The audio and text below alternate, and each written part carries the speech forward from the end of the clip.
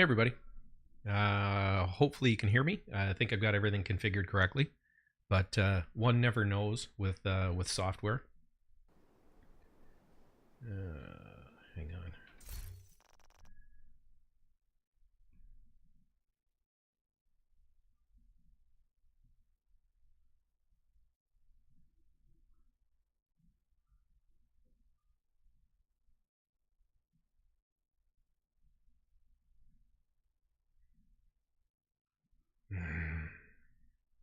First issue.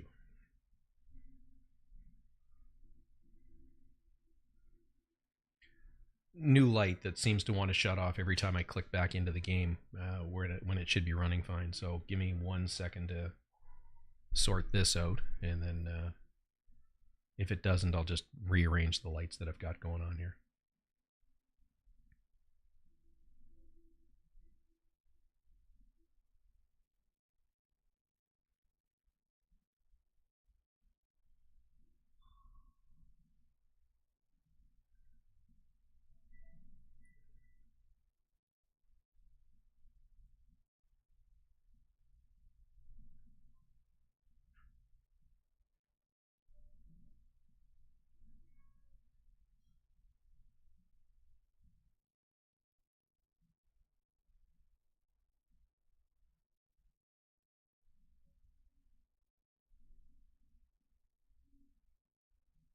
Hey, so how's it going? I was getting a new light configured, so I'm just messing with some settings.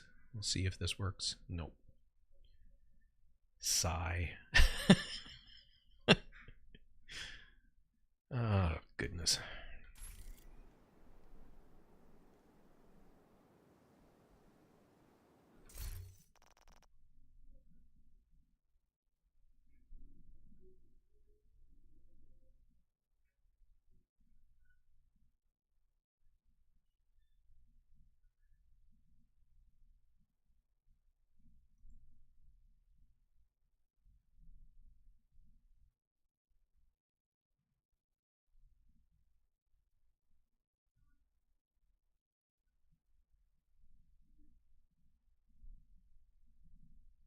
Maybe. We'll see. Hopefully that's not too washed out. And can you hear me okay, ISO? Like I said, I'm in the process of switching software, so I think I've got everything configured. Obviously, there's a little bit of technical issues going on here right now, but we'll see.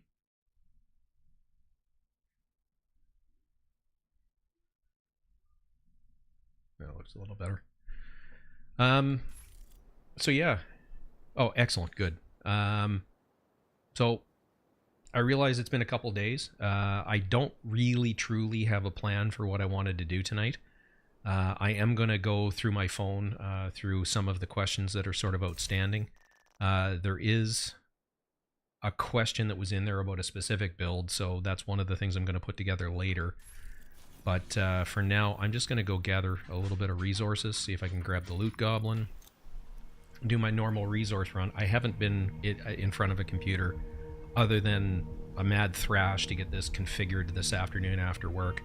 But I haven't played this game since the last stream, basically. So, yeah. I don't even know what build I'm running on this. I think it's my my Dark Zone build. And the map did flash, so I think we're going to get the loot goblin. Hostiles guarding location nearby.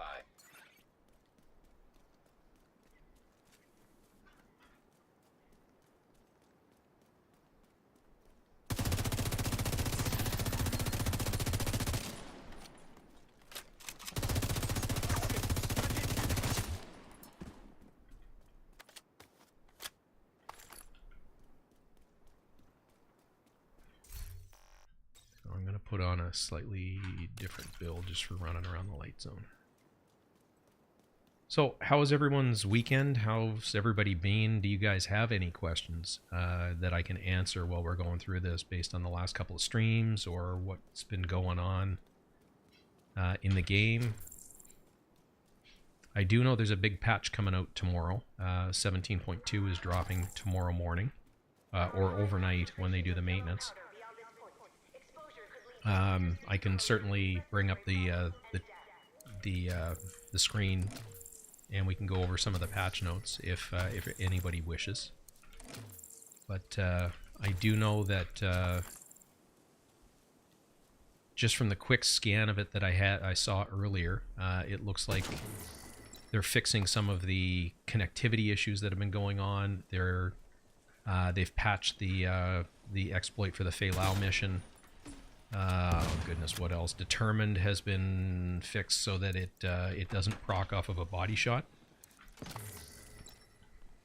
And there's a whole bunch of stuff in the list of things that they fixed.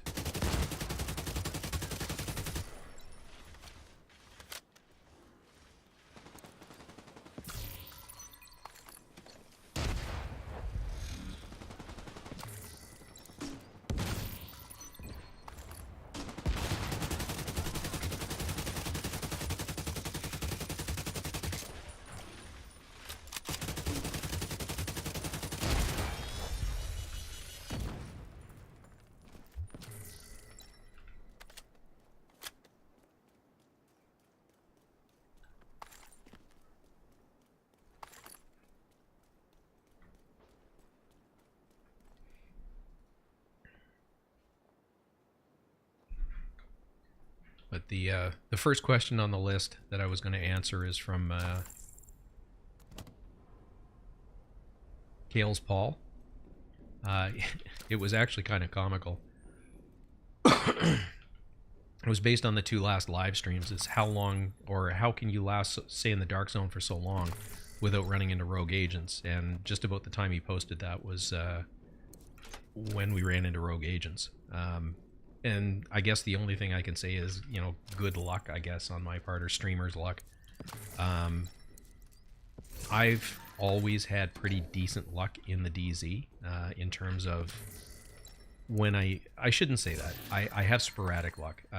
When I want to farm, it's usually when there's a manhunt going on. So I will switch DZs at that point, and there's a couple ways to do it.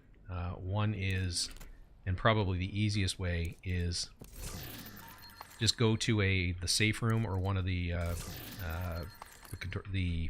entry exit points and fast travel to New York and then back, because that should reset you to a different district or a different instance of the DZ that you want to be in, or just switch DZs.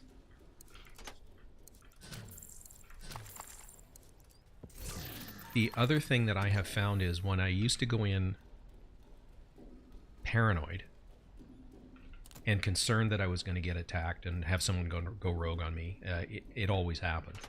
When I switched my mindset to, it's not that I don't care, but I don't care.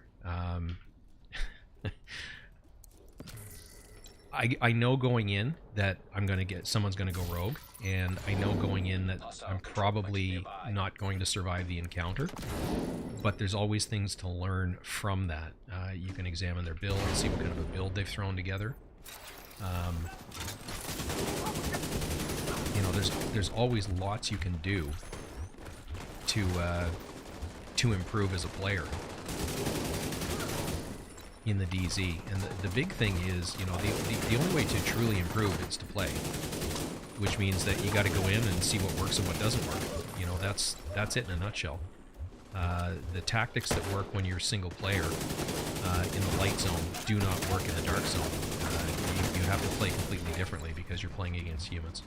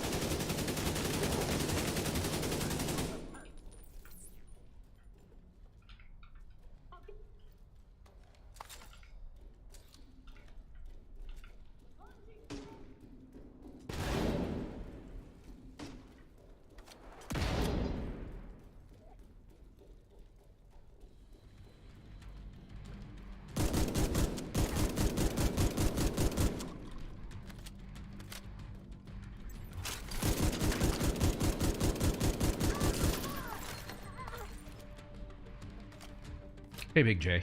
Welcome to the channel. First year SHD 2200, decent gear and weapons, but what's the level overall?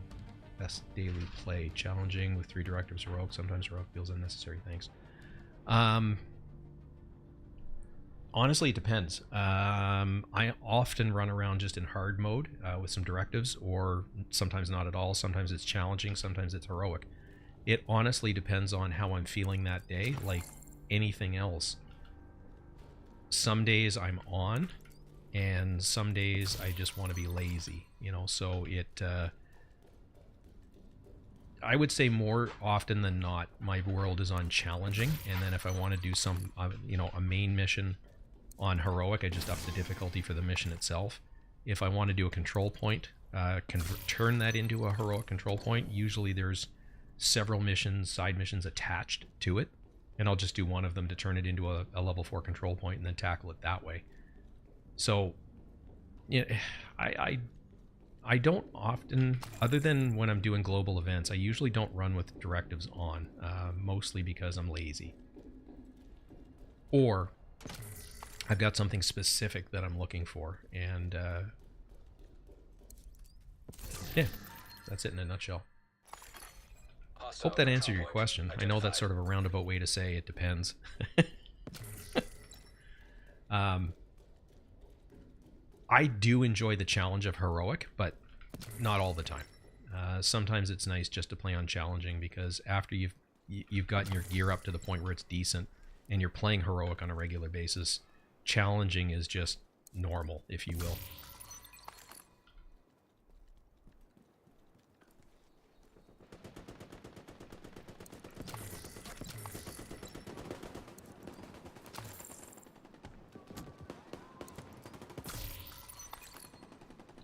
And this is sort of the resource run that I do. I wouldn't say I do it every day, but I do it often because it gives you a little bit of everything. There's water, there's food, there's resources, there's trinkets from these backpacks, there's all of the regular components, and there's 2 keys, or 2 opportunities for keys. The first one that I opened was a Dark Zone key, and I'm full. And the second one was, I think it was Black Tusk. Now, as you can see, I am running around on heroic, and that just happens to be what the world was set to when I got here. So, now the next question on my list had to do, I don't know if you guys saw the video or the last live stream that I did, but we got deltaed multiple times, and that raised the question, do you lose your loot when I got disconnected? And the answer was no. As long as you respawn back into the Dark Zone, you still have all the contaminated loot on you. And at the very end of the video, I actually had to run back and extract that. So the answer is no. If you leave the Dark Zone, it's lost.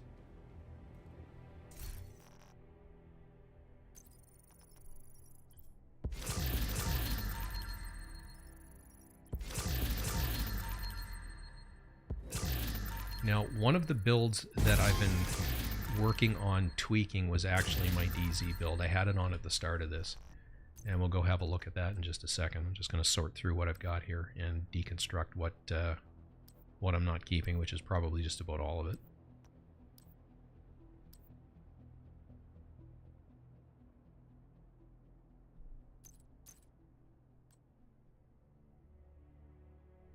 Ooh.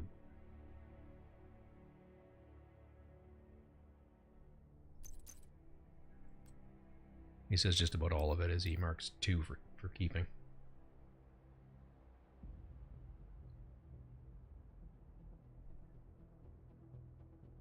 ISO, I don't know if it does or not. My understanding is at 99.9%, it reduces the amount of time you're pulsed. So you're going to get pulsed for 0.1% of however long the pulse is good for. So you're very briefly going to get pulsed, and they might get a shot or 2 off. But if they come off target and come back on, they can keep proccing it. But for the regular pulse, you know, the sweep one, for that you would appear for you know, less than a second and then be gone again. So if they're not looking in your direction, they'll never see you. At 100%, even, I think, and this is based on some of the reading that I did.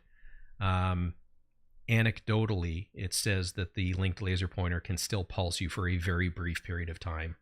I haven't tested it out yet, and I don't actually know how to test it out other than having someone with that build and seeing if I can pulse them. So, if you've got that build and that mod at some point, let's run a test in the DZ.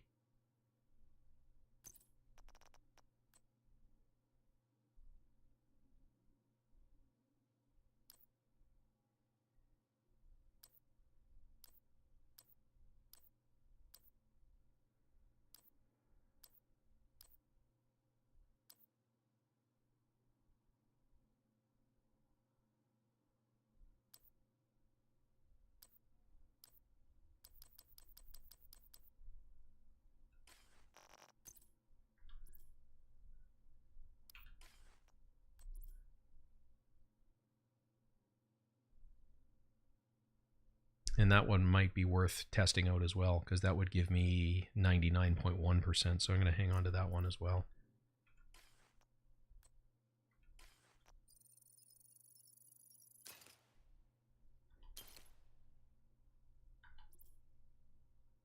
Yeah, I've got two that are as close to perfect as I can. I've got a perfect one. I've got the 10, and then I've got a 9.1 now. And then on the build itself, I think it's on the mask.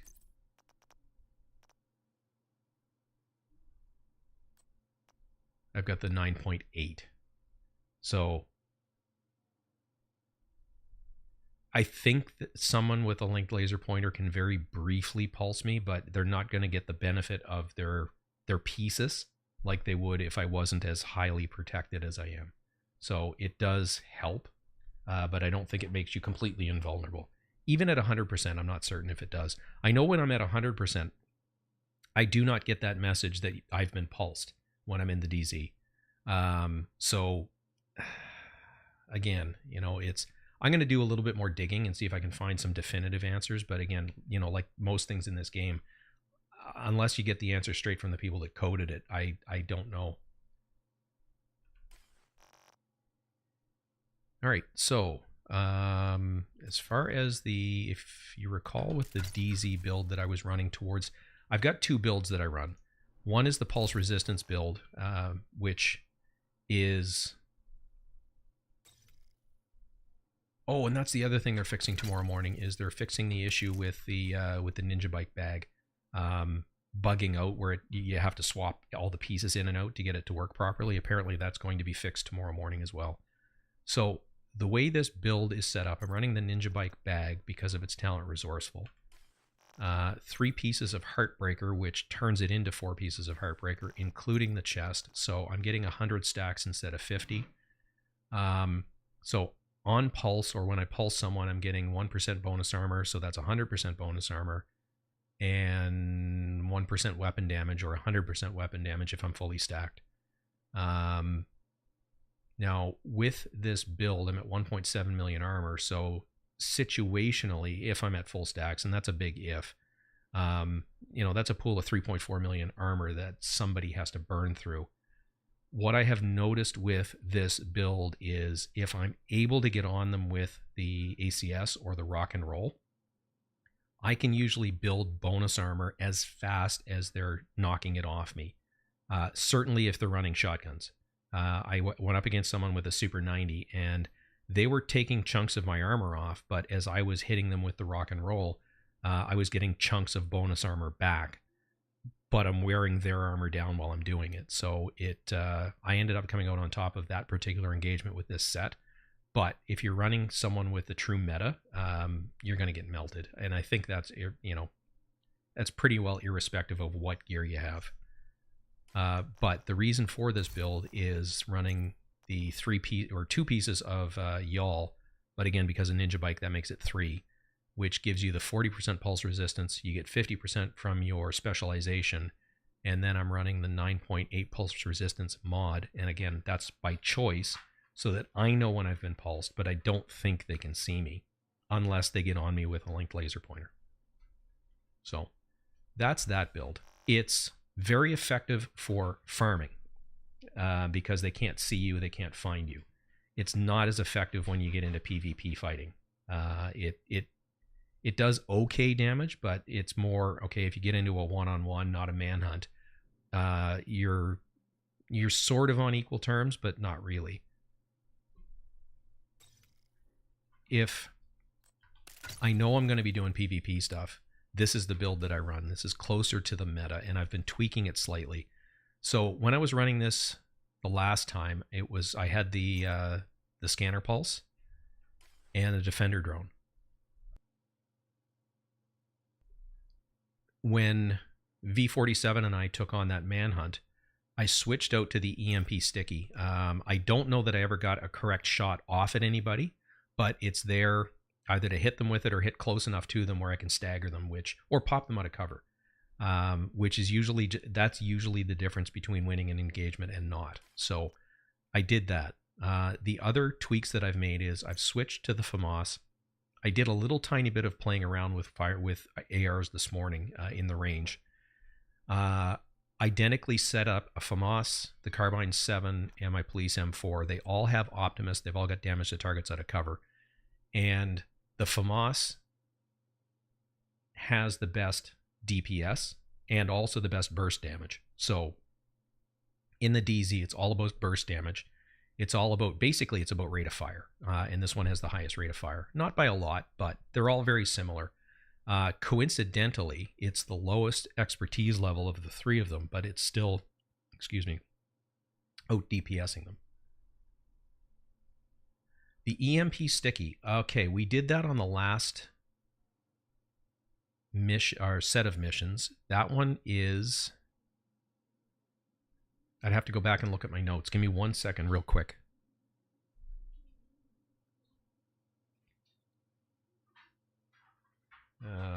Where is my tablet?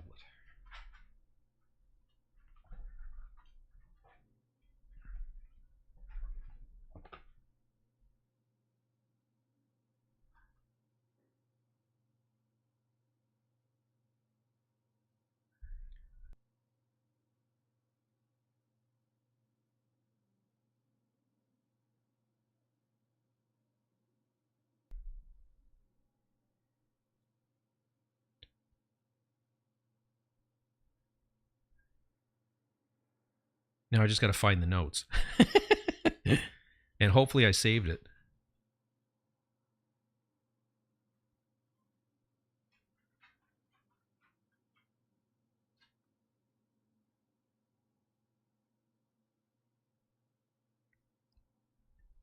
Okay, so the EMP Sticky is done as an alternate mission at Roosevelt Island where you take on Jupiter. Yes, exactly, ISO. We found it at this, or I think you found it just before me. That's what I thought it was. I just didn't want to give out bad information. So in order to do that mission, and then I'll get back to this build real quick, head over to Roosevelt Island.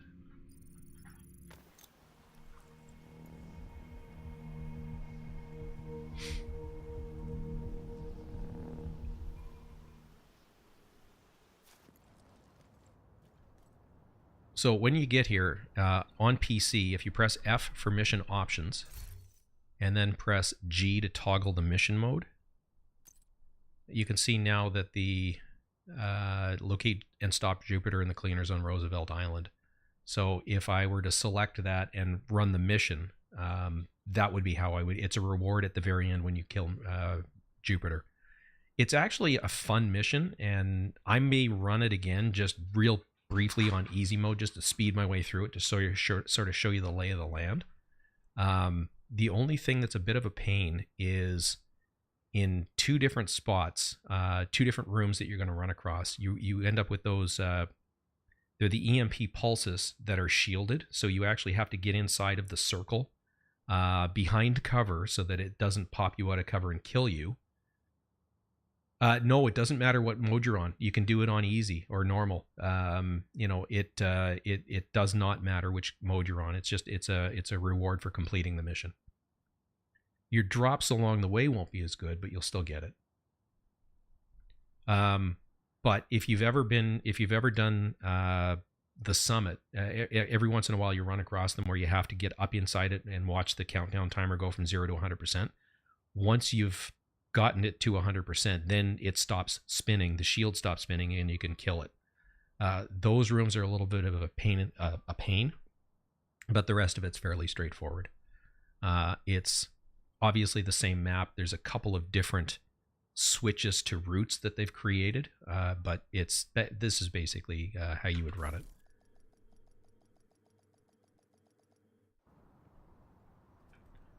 So I'm just going to run back to the White House for now.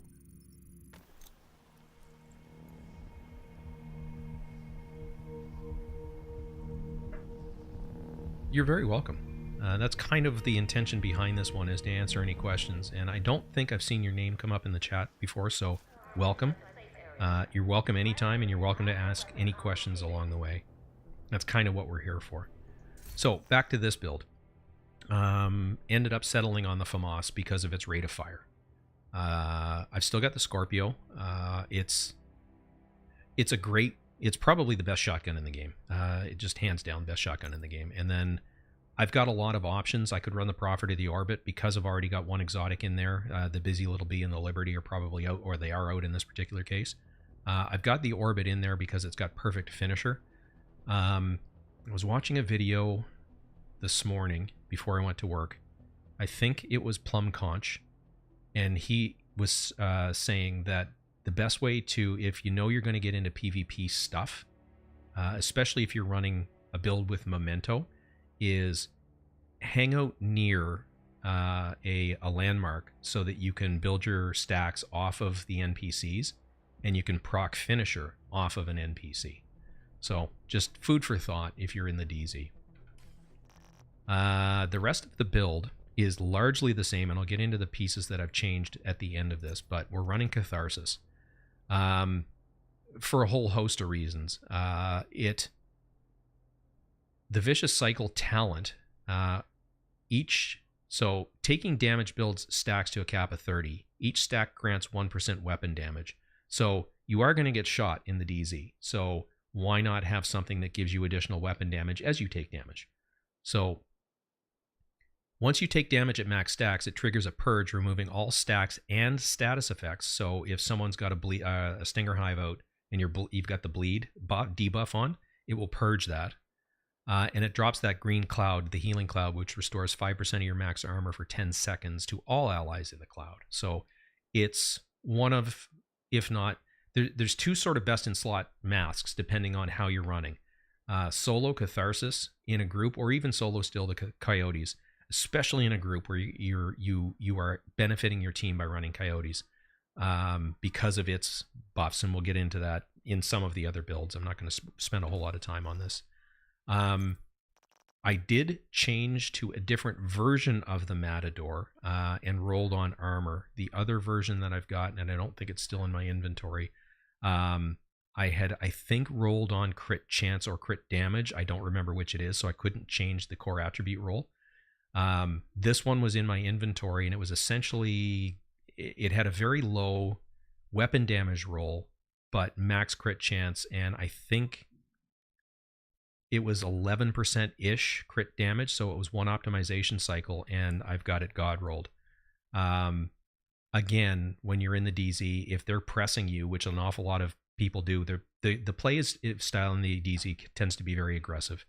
What I have noticed is it's either long range, people tapping you with snipers, mid range with ARs, or they're up close with ARs, shotguns, or SMGs.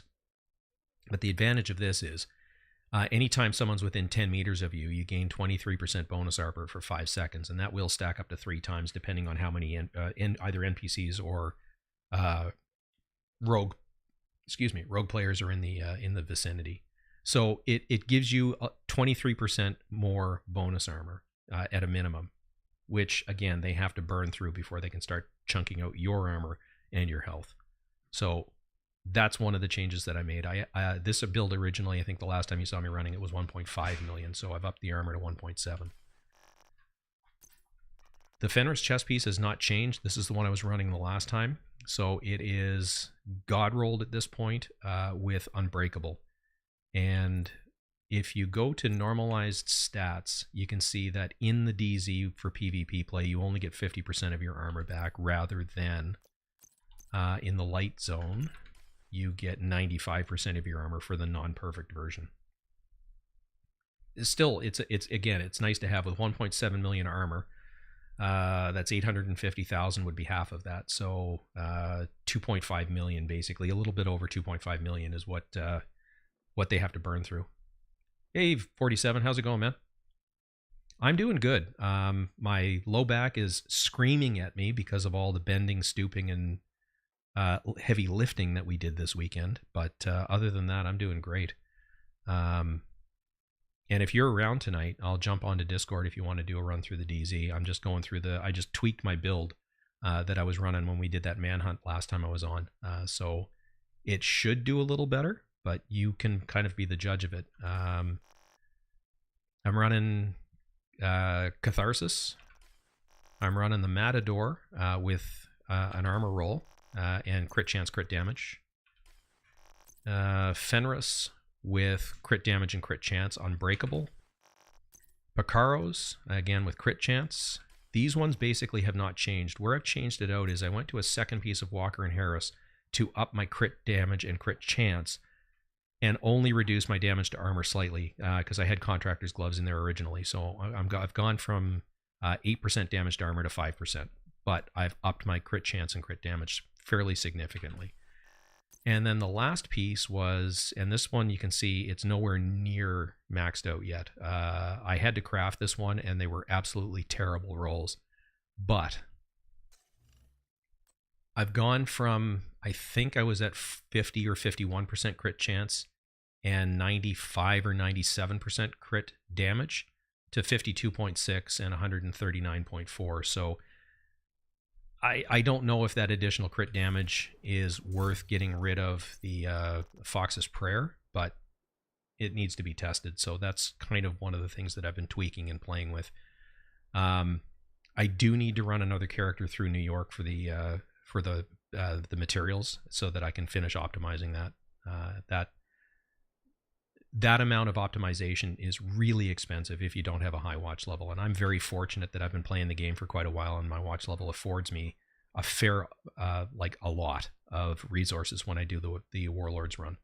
So, but if I'm not careful with how I go about doing it, I would burn through half of that optimizing a piece like that back up to max.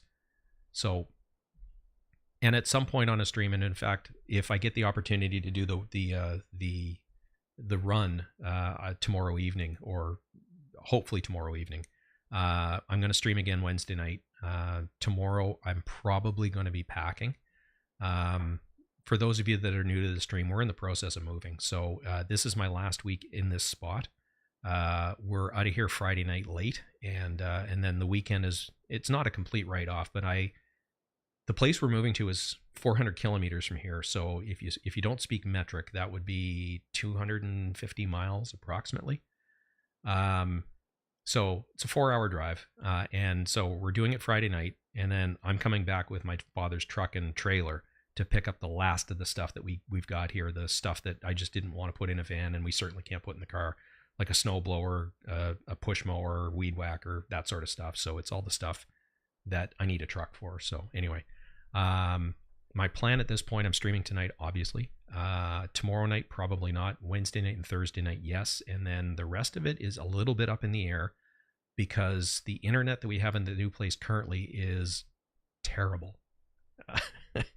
It's a step up from dial-up, but only just barely. I think the last time I did a speed test down there, it's a wireless system. So the wireless tower I'm connecting to is 8 miles from the house, 12 kilometers. So my download speed is 1.5 megabits per second. So not megabytes, but megabits. So it's enough that I can work from there. I can browse the internet. YouTube will load. It buffers a lot. We can watch Netflix because it pre-buffers. but we can't do two of those things at the same time. It's an or, one or the other kind of thing. We've ordered Starlink, and that should be here hopefully this week, so that there's no internet interruption. But it might be next week before I'm back online. So we'll if the internet's up, I'll stream Sunday night. If not, I'll communicate as I've been doing with a quick community post on YouTube. But that's the build that I've been messing with. And again, I'm going to test that out at some point.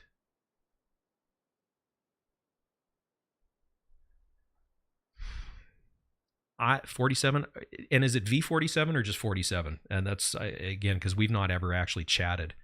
I had one because I put together a 100% Has-Pro build so that I could run the Backfire, but never. Yeah, just don't call me late for dinner, right? It was, I think it would have been a really, really good DZ build, but I wasn't doing a whole lot of DZ running at the time. It was okay in the light zone, but not ultimately it. I mean, the crit damage on it was stupid. It was like 400% or something really, really silly like that. But when you're talking about multiple people shooting at you rather than one or two rogue agents, it didn't hold together, and I ended up deleting the loadout. But I think I've still got all the pieces. I'll see if I can put that back together. It was I think it would have been a good DZ build.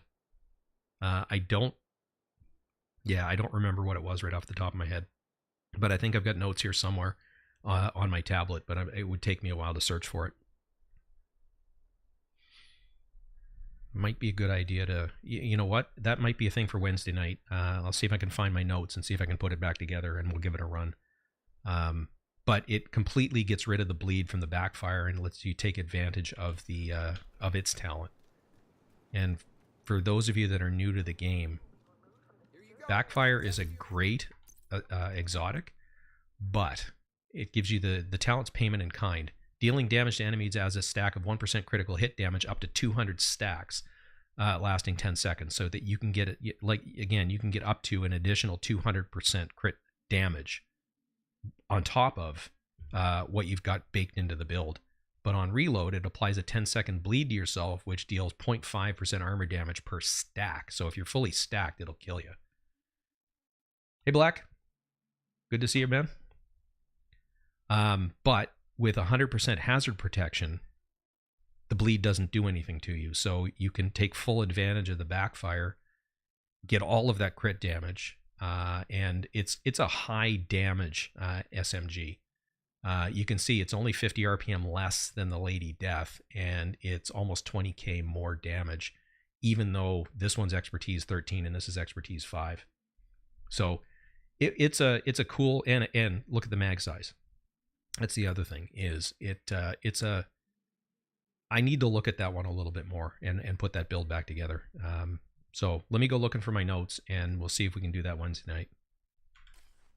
So now that I've gone down a couple rabbit holes and seen a couple squirrels, I don't remember what we were talking about originally.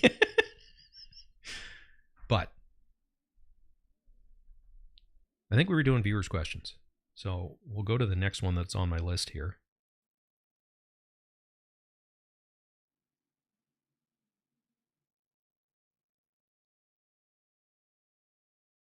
So I had a brand new person say, I've been playing for about a week, really enjoying it, just completed the expansion, and it's very overwhelming. I had no idea what to do or where to go, but this was the level 40 where to go from here video. It's helped a lot. Have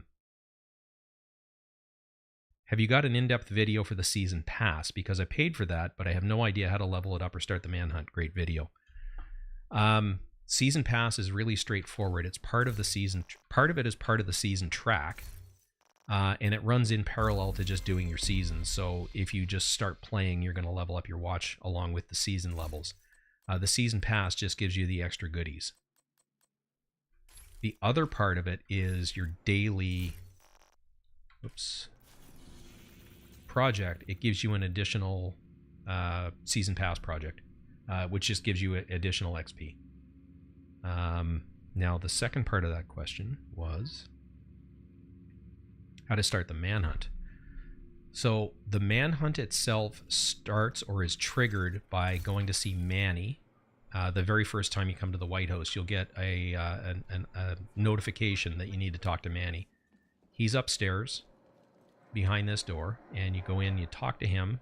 It will open up after you finish listening to the audio for it, it will open up a second portion of it where you have to go down to the castle settlement and talk to Wally, I think it is.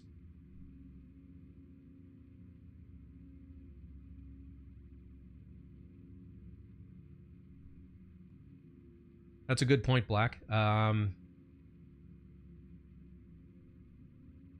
never run it in the DZ, but I think it would be worth, if for not, if only for comedy value, it might be worth watching me go get my my backside handed to me, so to speak. But that's how you start the manhunt, and then from there you open the map, you go to manhunt, and you deal with the I guess intermediate targets. So there's, to give you an example with Cursed, I haven't done that yet with this character. So in Constitution Hall, I have to take down 3 control points, a public execution, and a bounty, and that opens up the bounty for Cursed. After I've defeated all 4, it will open up the prime target manhunt or bounty, and we'll take down Stovepipe. Now that one, I believe, is still 2 or 3 weeks off.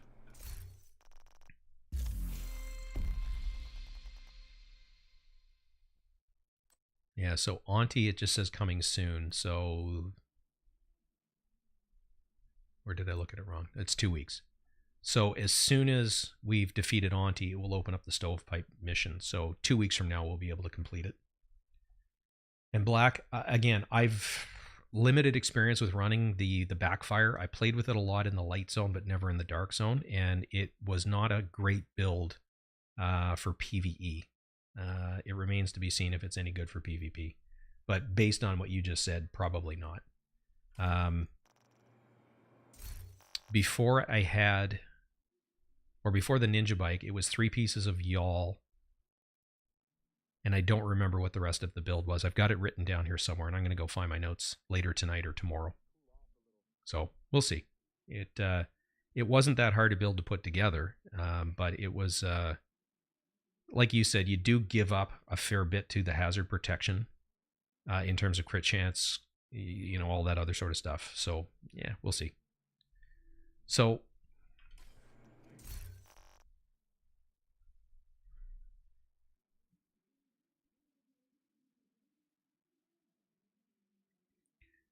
and the other question that I've been getting more than once is, how do I raise my character's expertise level? I'm currently at 4, watch level 285. So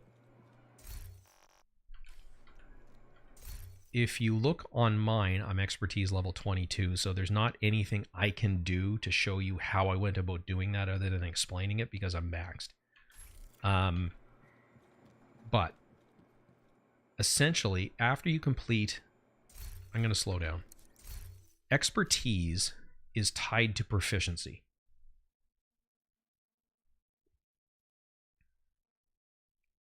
No, neither have I, Black, and it's so it would be interesting to test it out in the dark zone to see if it holds together. I can't see why it wouldn't, especially with people running skills. They won't be able to bleed you. They won't be able to burn you. The EMP is still going to stagger you, but it's going to obviate some of those aspects. And it's a really high crit damage build. So like I said, I'm curious more than anything to see how it holds together in the DZ. So back to proficiency. Your expertise level is tied to proficiencies of all of your gear and weapon pieces. So every time you, as an example, with the ACS 12, there are 10 levels from 0 up to 10. Once you hit 10, it becomes proficient. Every time you raise, as an example, the ACS 12 up 1 level of proficiency, you gain one tick towards the next expertise level, if you will.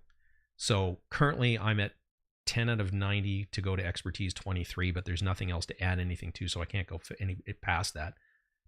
But in the next season, when they introduce a new gear set, gear piece, new named or exotics, I will be able to raise the proficiency of those.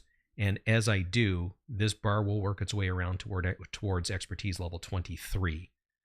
So in order to raise the proficiency of your individual pieces, you can either equip and use them, or you can make donations towards them to increase the proficiency, whether it be the piece itself marked as junk or materials. So it's a grind in any way you look at it.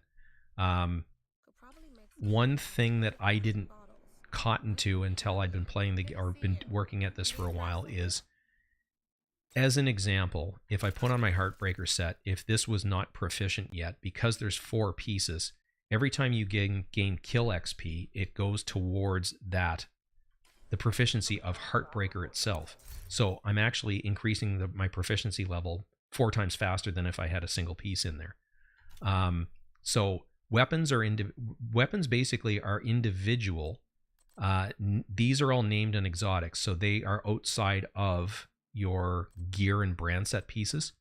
But the gear and brand set pieces themselves, you're making the entire set, other than the named pieces, proficient at the same time. So the most efficient way to do it, it's a terrible build, but the most efficient way to do it would be, let's say I'm working on Habsburg Guard. Well, equip 6 pieces of it and just go play the game. And with the kill XP, you're going to make Habsburg Guard proficient quite quickly. You can do the same thing with your primary secondary. If you had 2 King Breakers as an example, every time you get kill XP, it doubles how fast you're going to get your proficiency up with it.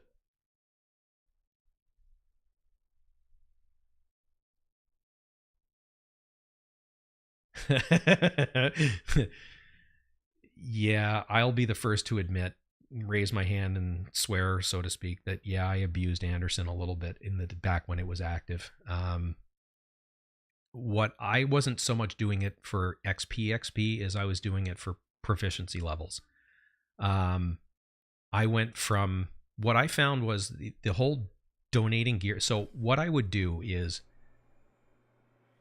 religiously, after every control point, or I'm out basically doing a resource run or whatever, I'd come back, and you've probably seen me do it, is I mark everything as junk and then just deconstruct it. Well, what I was doing then is, my first stop would actually be here, and this is what I recommend anybody that's brand new to the game is, go through it carefully, pick the pieces that you want to keep, mark everything else as junk, and after you've done all of that, first stop should be your recalibration library. There will be a little green mark in the upper left corner of these if you've got something in your inventory or your stash that has an attribute that's higher than what you already have in your library. I would go through here and increase the stats of my library religiously. And as you can, there are still a couple of stats in here that are not maxed, but they're very, very rare. I think there's 1 or 2 in my gear pieces, basically, because I've done that religiously time after time. That's my first stop, is look and see if any of the things that I've marked as junk that I can take. Now, one thing you have to bear in mind is, when you strip off that attribute and put it in your library, you destroy the piece in the process. So be careful when you do it, because I've been in situations where I didn't have a perfect roll in something. I had a perfect roll in, as an example, let's say you've got crit chance and crit damage on a weapon, as an example, an assault rifle. Crit damage is perfect and crit chance is high but not perfect. And I wasn't paying attention, and I pulled the crit chance off and missed out on the opportunity to max out crit damage. Things like that, so be careful when you do it.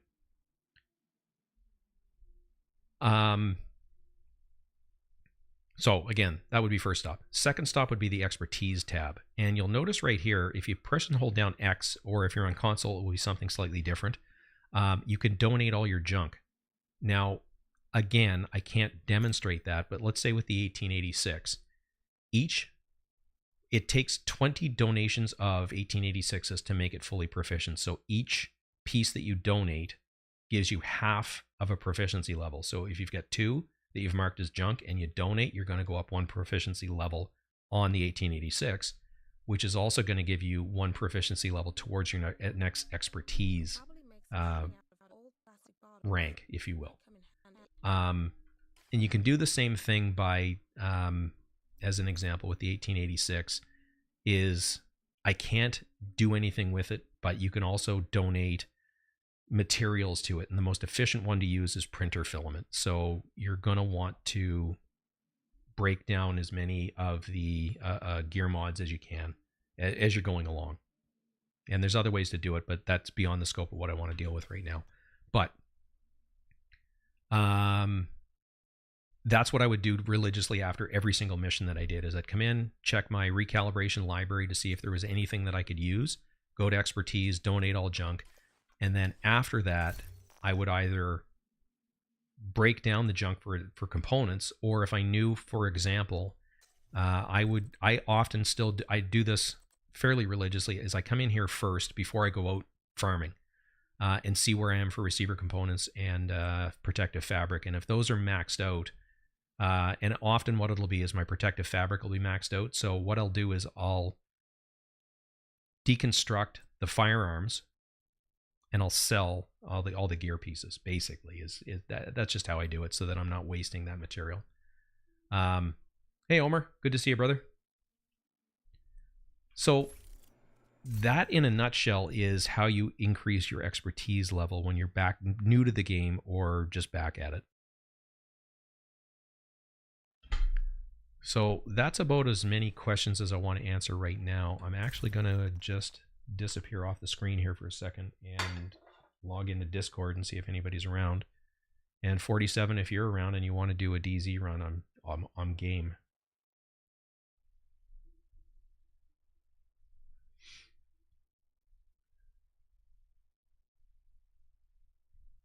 Wrenches.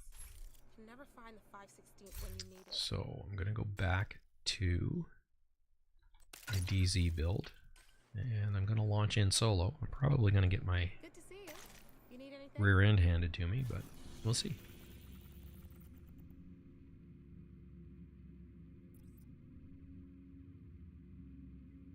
Oh, that's got Grupo. That might be worth... Yeah, let's go over here.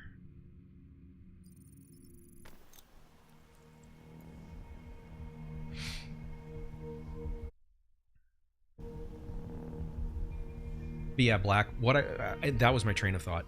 I found that up to about expertise level 15, that worked really well. I was getting a fair bit of growth just through playing and donating stuff.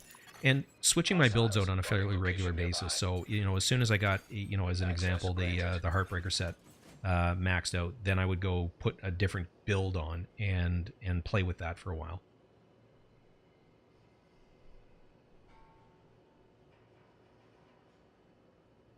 Yeah, absolutely.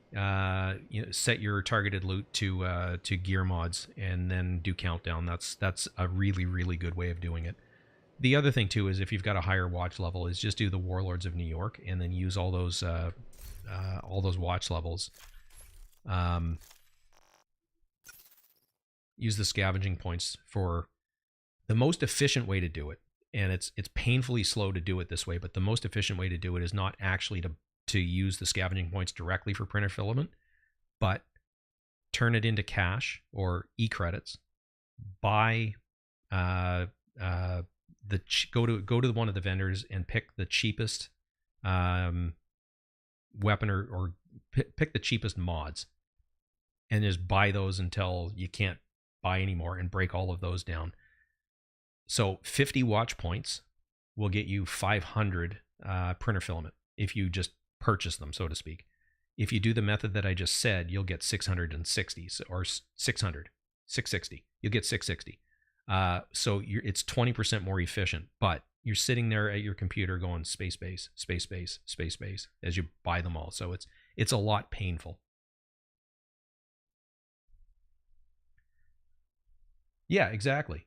If you get the e credits, every level gets you 2.4 mods. So, if you go out and do a run and especially if you're farming convoys, you're going to come back from half an hour with 10 watch levels. So So that would be 24 mods that you could pick up with the e-credits. So, Detected. Nearby location. Guarded by hostiles.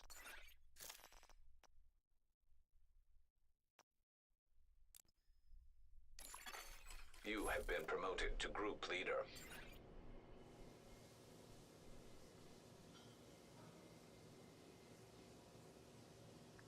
And 47, if you want to join me in Discord, I'm on the Delta Tactical Discord server, and I'm in the live streaming room, which you should have access to, and if you don't, just pop into the lobby and I'll drag you in.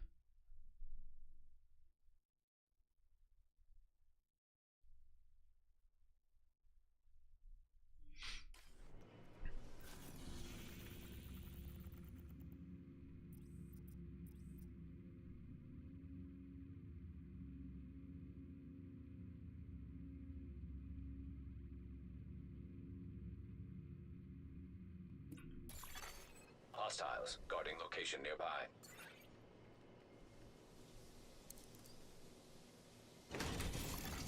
Now entering an invaded dark zone.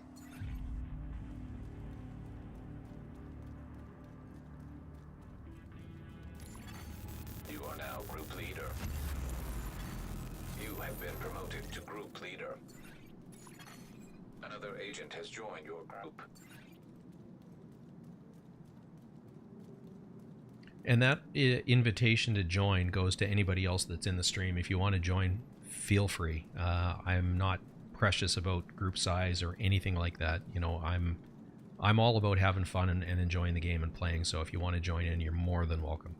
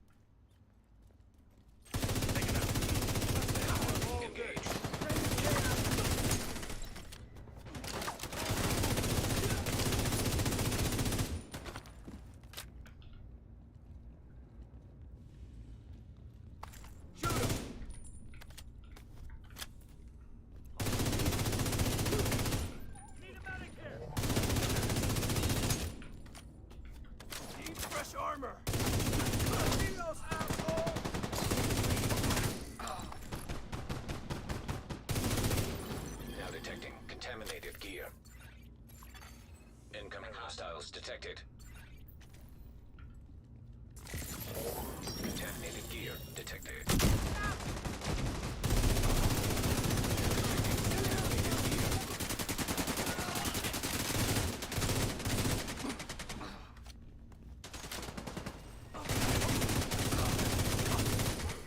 Detecting additional hostile contacts.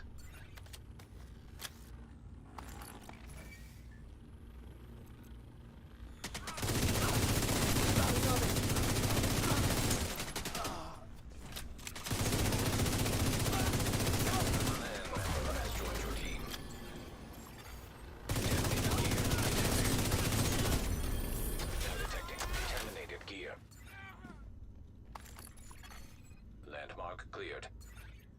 Now, if you look on the screen, I just got 4 field recon data.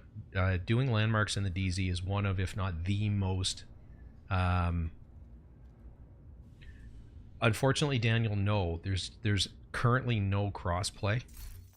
There was when Stadia was part of this, but unfortunately, that's no longer the case. So no crossplay.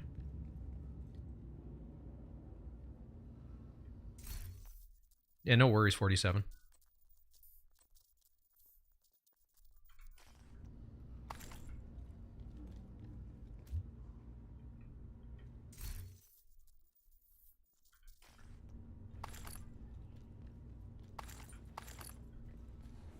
Oh yeah, absolutely. I'm game for anything. Extraction called for.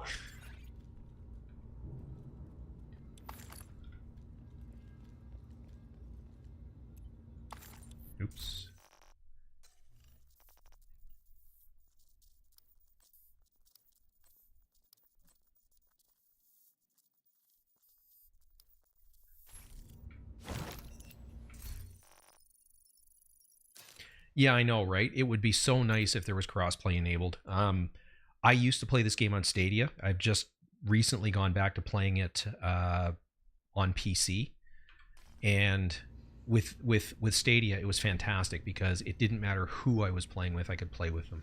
So that was really cool. But with the current, not as much.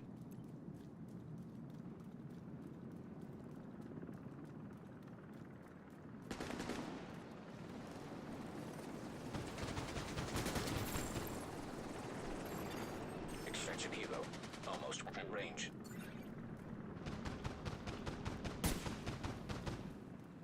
We got another agent here, guys.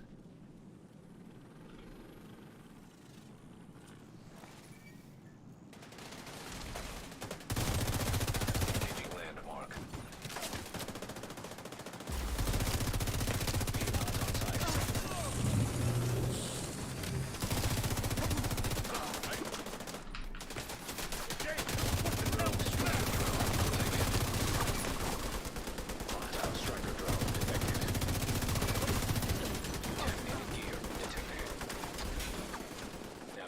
Absolutely, man.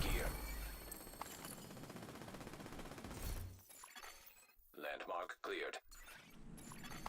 Another agent is now in your group.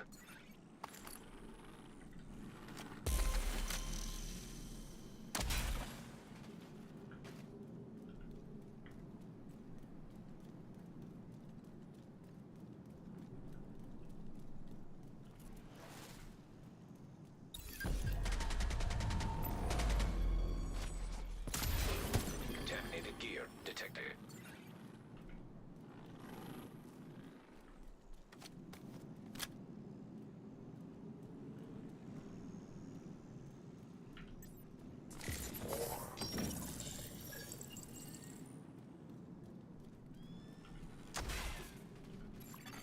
Helo is returning to base.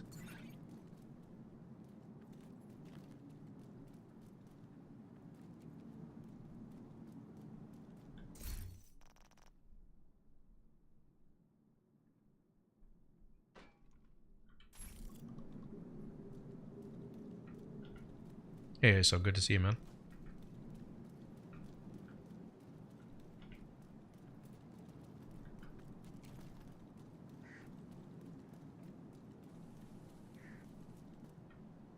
I have to remember to press my push to talk with us in Discord. I keep forgetting to do that.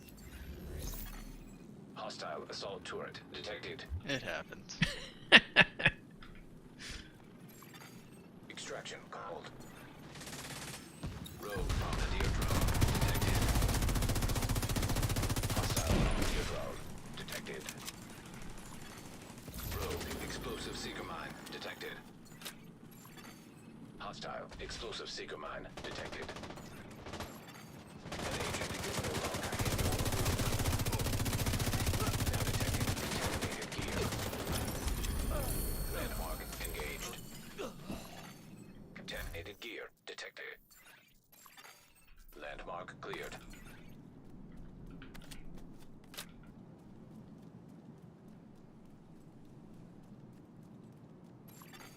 Helo almost at extraction zone.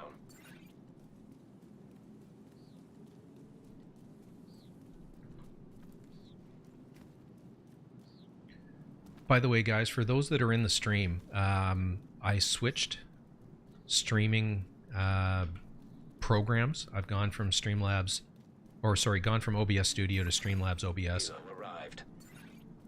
So just let me know in the comments how the stream looks, if it's nice and clear like it was, and if you can hear me fine. I think I've got all the settings correct, but I'm not positive.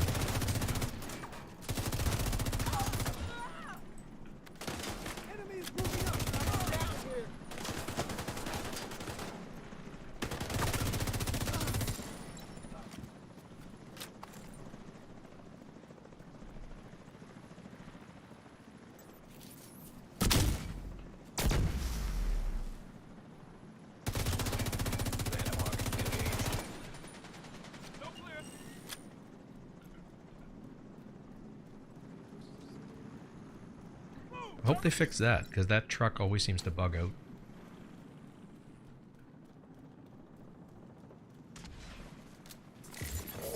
An agent has disconnected.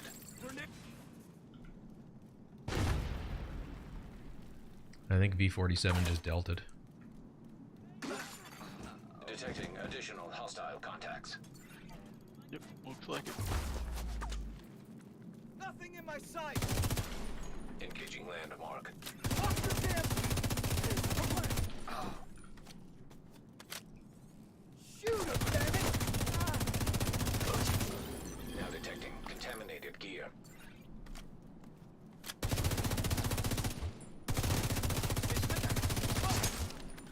Where are they? Hive detected. Hostile hive detected. Now we...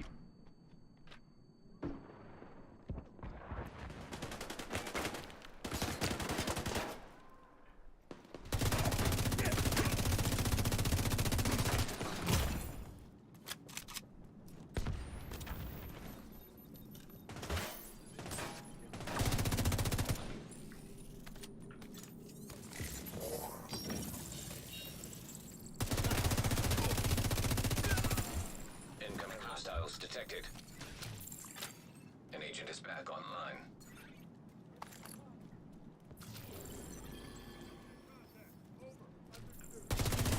I'll get it working!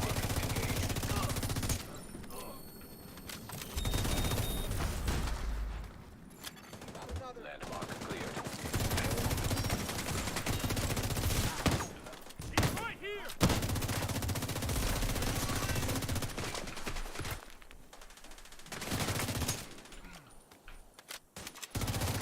Contaminated gear detected. Sneaky bastard!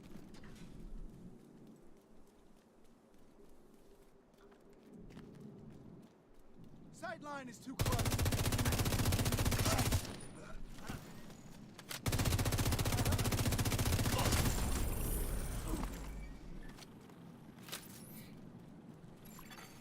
Landmark cleared. So I have to say, all in all, I'm pleased with how this build is performing so far. I haven't really done a one-on-one rogue encounter with it yet, but just based on the, you know, the play, even against the NPCs, it does good damage. So I think I went the wrong way. Thanks, AD. Thank you very much. It's good information.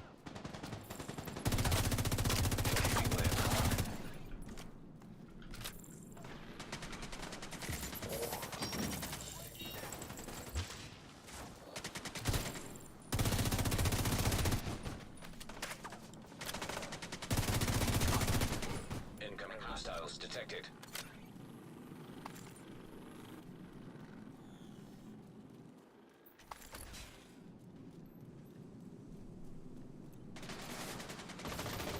Now detecting contaminated gear.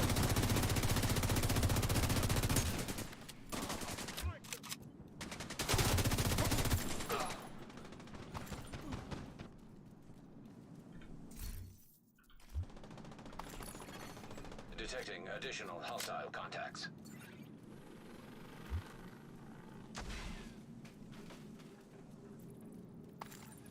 Weapons free!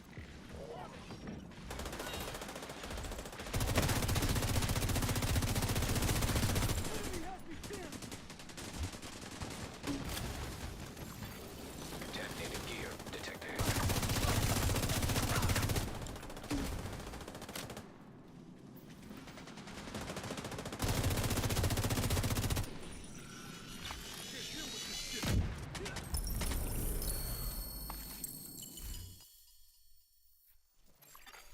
Landmark cleared.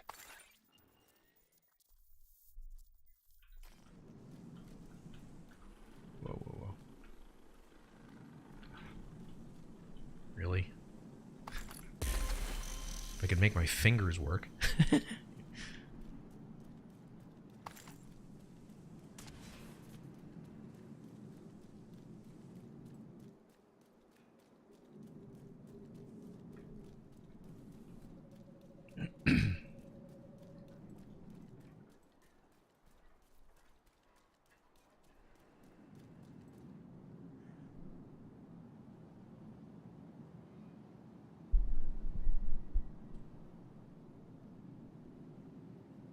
How's the voice level now? Hopefully that's not blowing your ears off. I just turned the output up slightly on my interface.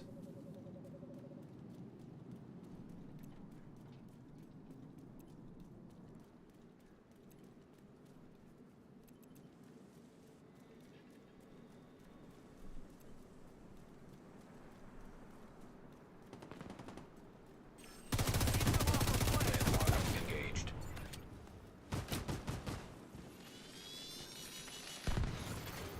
Now detecting contaminated gear. Extraction called for.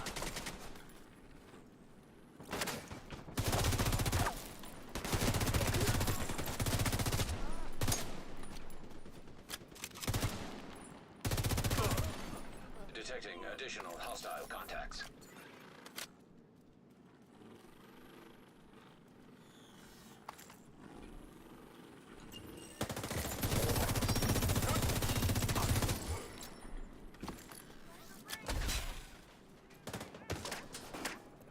Enemies on the plane.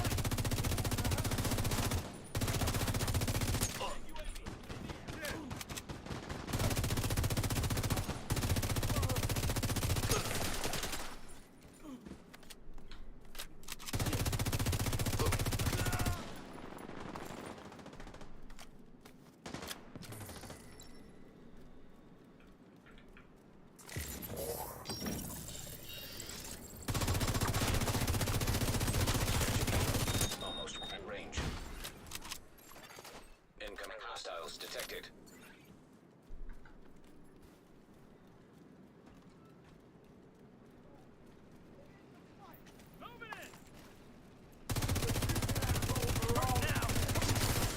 Got a chunk over here.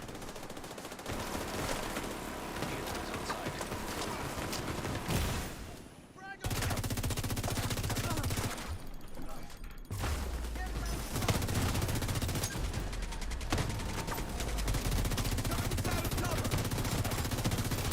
Contaminated gear detected. Now detecting contaminated gear.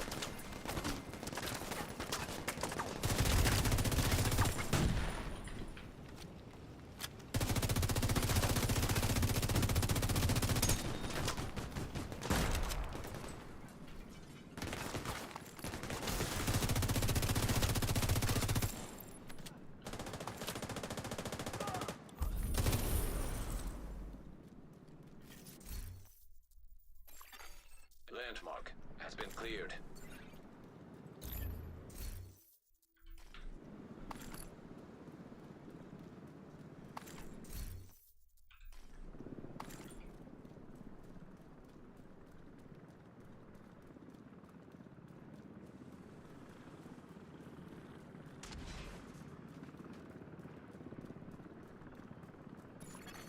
Hilo is returning to base.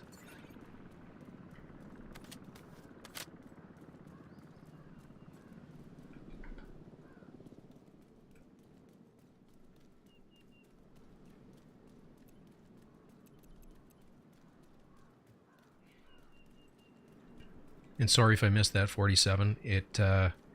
I've got my damage numbers coming up on my feed, so your message was there and then it was gone in a flurry of gunfire.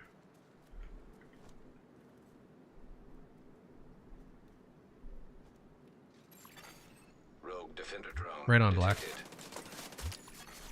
Hostile defender drone detected.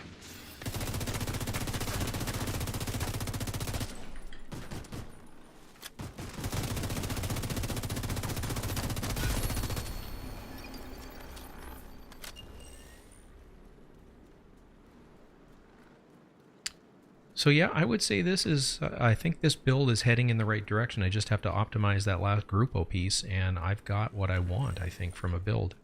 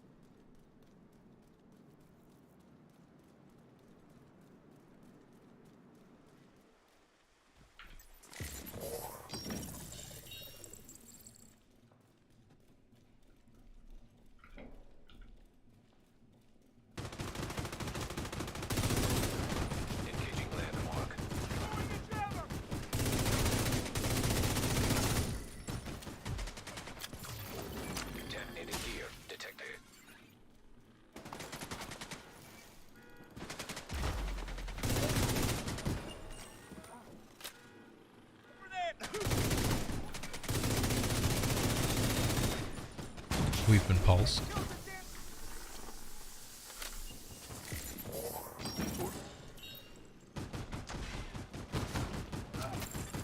Detecting additional hostile contacts.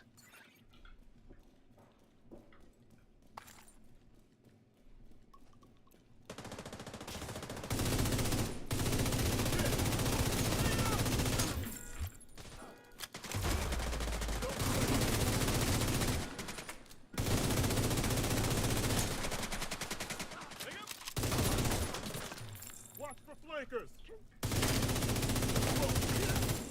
Form on me!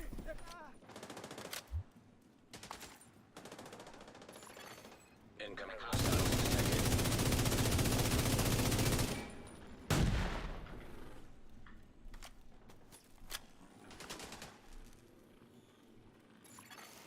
Rogue bombardier drone detected. Hostile bombardier drone detected.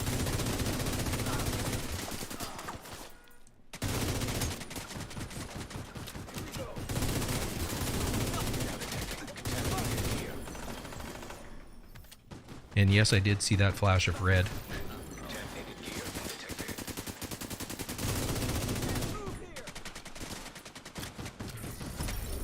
Now detecting contaminated gear.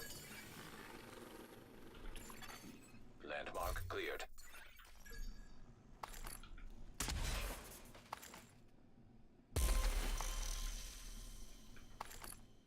Pesty. It's always a pesty.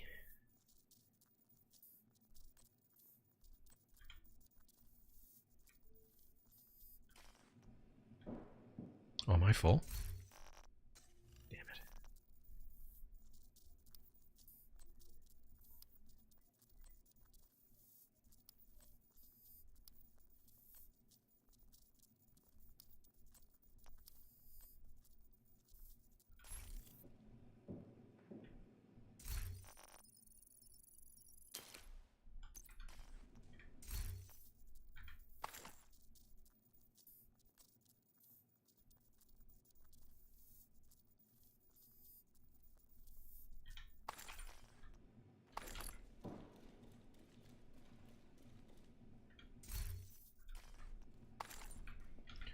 I'm going to need to go extract. I'm basically full.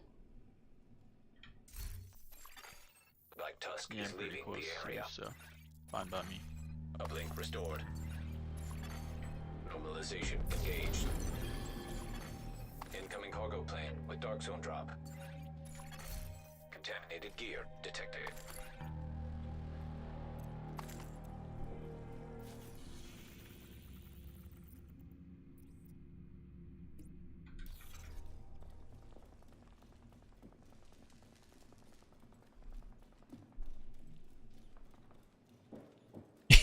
Right? It seems like every drop I get in here is a pesty. I mean, you get that dopamine hit. It's like, oh, what did I get? What did I get? What did I get? It's another one.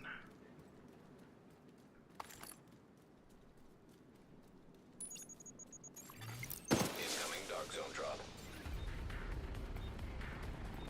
Chopper on the way. Extraction called.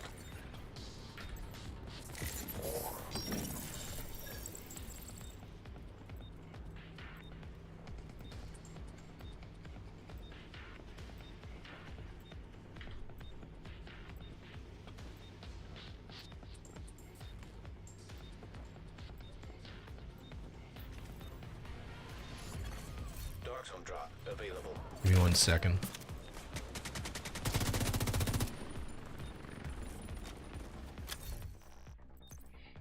So it's 3.6% crit chance and 8.6 crit damage, so not even 50% rolls. So they're terrible. But the overall build is actually not too bad. It's 52.6 and 139.4. So it'll be 55% and another 8%. I'd have to go back and look at it again.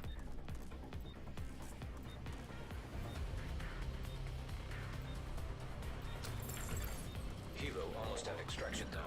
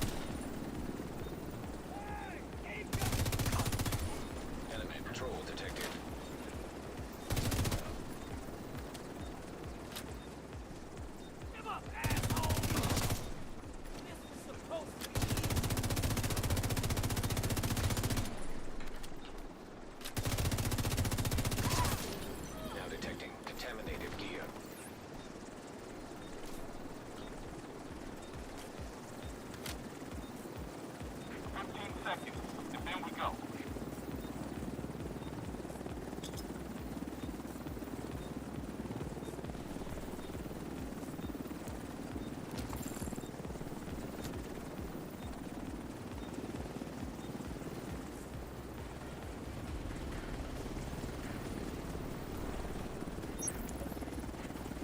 Everything's aboard and ready to go. Helo is headed back.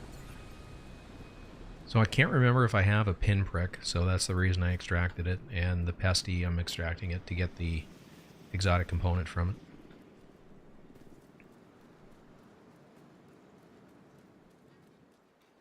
The one downside of running the FAMAS is you burn through a lot of ammo. High threat enemy patrol detected.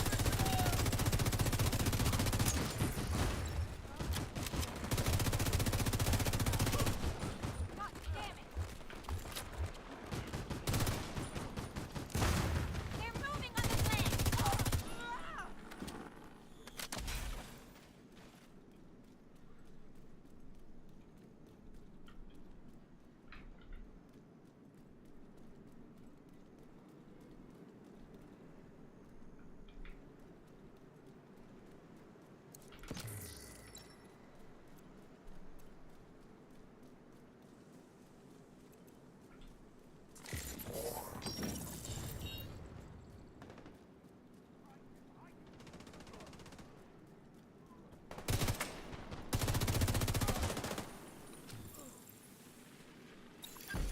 Allied agent designated rogue protocol. Rogue defender drone detected.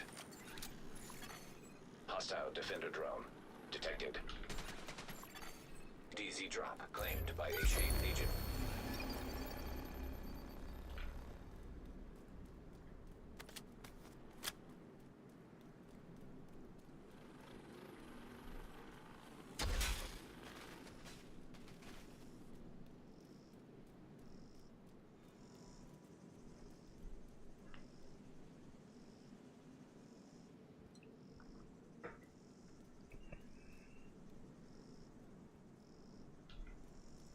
So Black, did that answer your question? I flashed through it pretty quick when we were waiting for the extraction helicopter, but I got some work to do.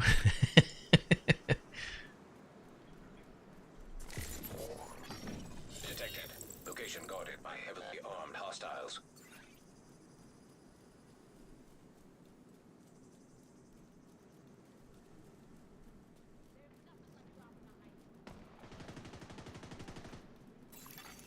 Rogue status removed.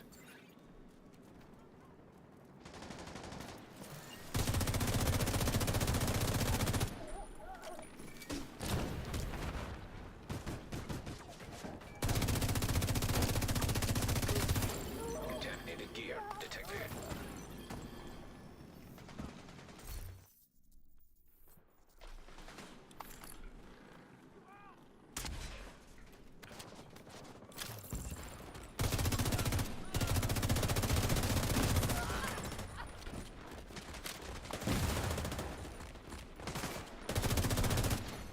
Dog zone drop has expired.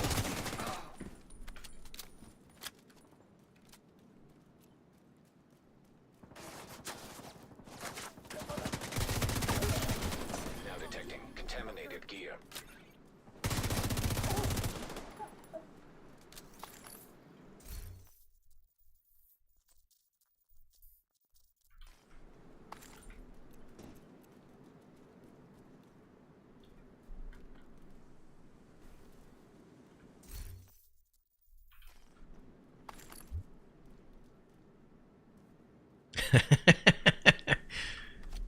Yeah.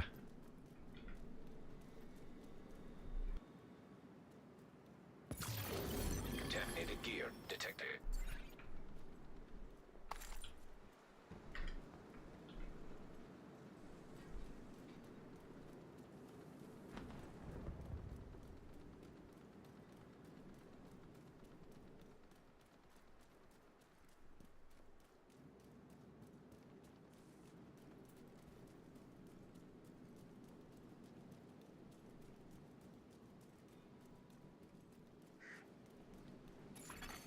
Enemy patrol detected.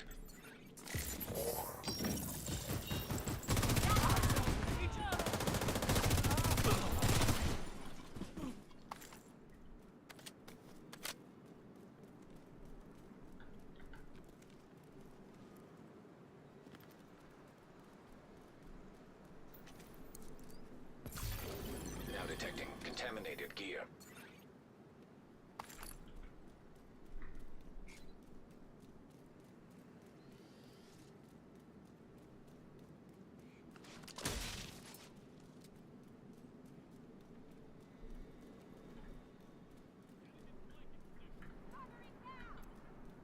Really?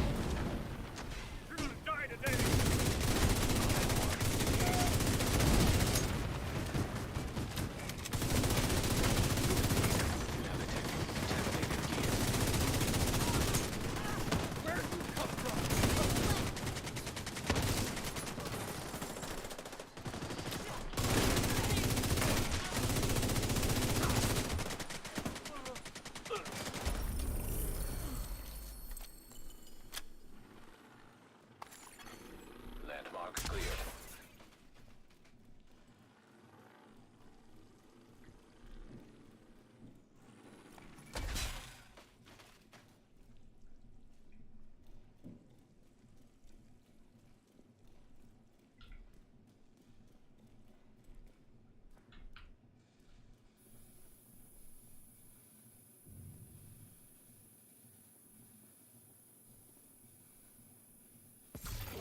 Contaminated gear detected.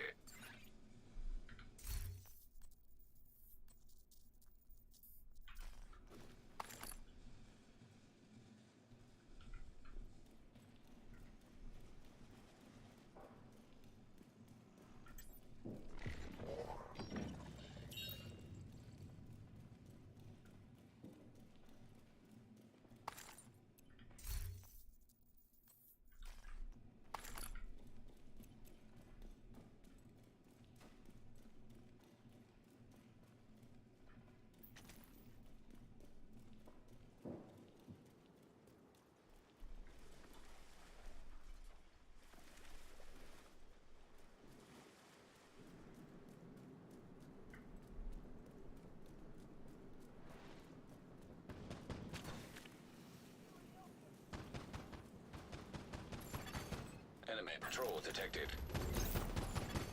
Rogue protocol deactivated.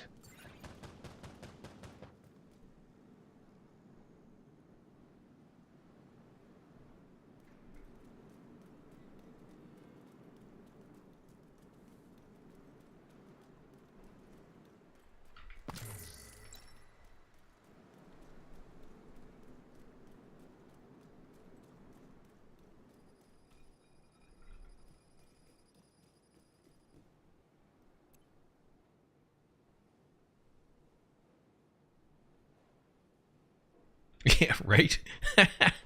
Yeah. You guys would all be in here hunting for me. Contaminated gear.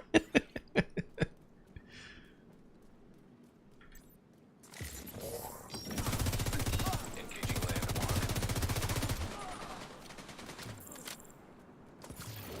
Contaminated gear detected. Incoming hostiles detected.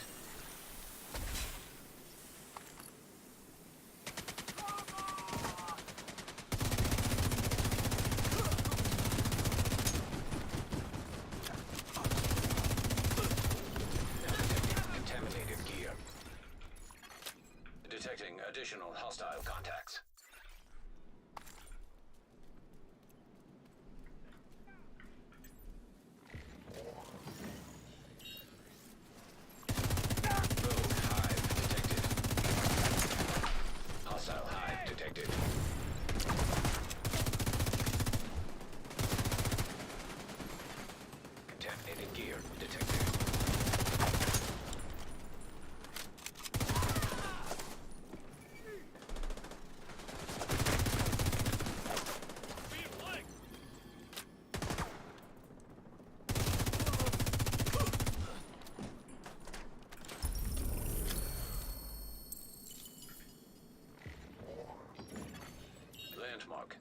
Cleared.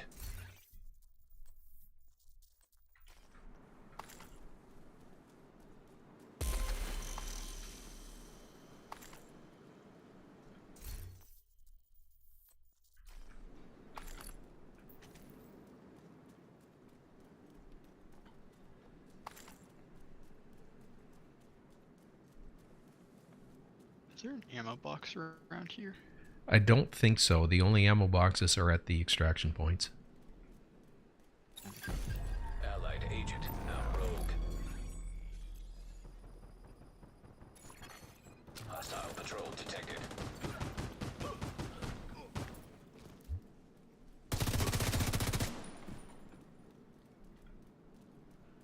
There are. I'm getting a little bit of ammo drops here and there, but yeah, the ammo boxes themselves are all located with the extraction zones.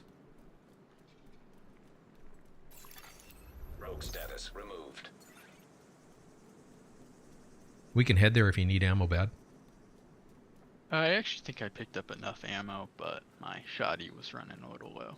Yeah. Enemy patrol detected.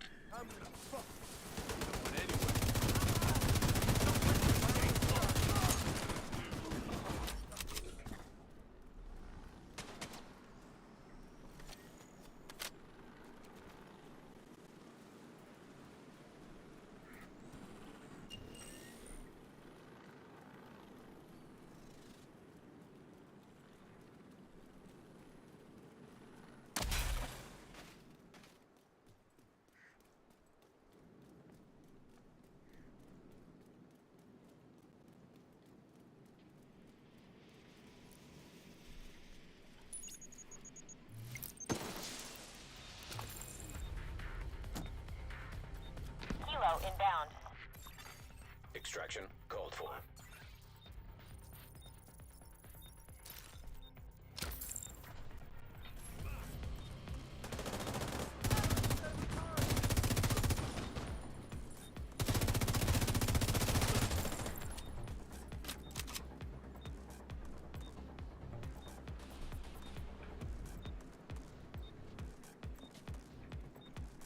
There's another agent here. He's running Heartbreaker. Okay.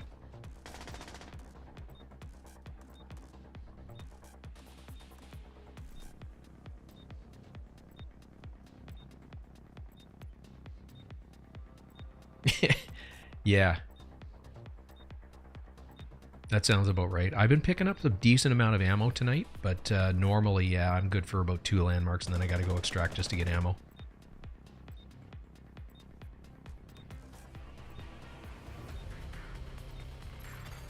Extraction helo almost within range.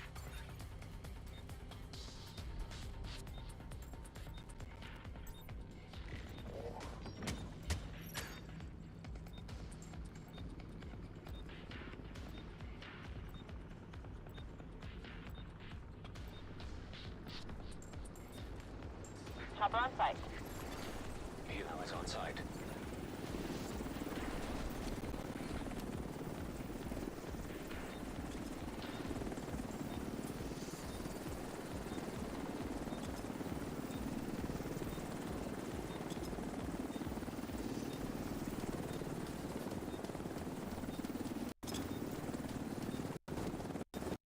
Pickup begun.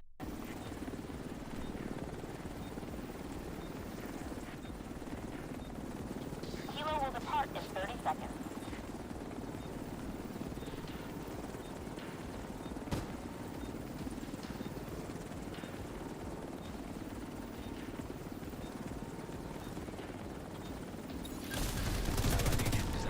We're going in 15 seconds. Rogue defender drone detected. Hostile defender drone detected.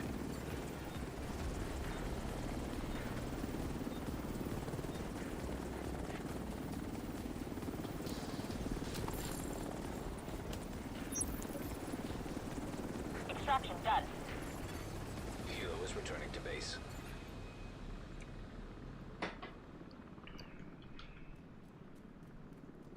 I just gotta head to the safe room for a second, guys. I'm starting to get in a little bit of need for a bio break. Losing the ability to concentrate.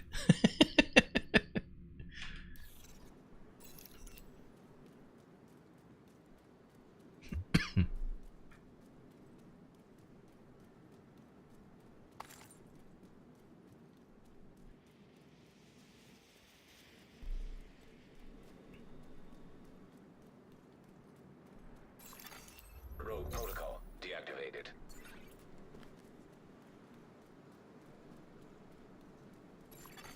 Extraction called.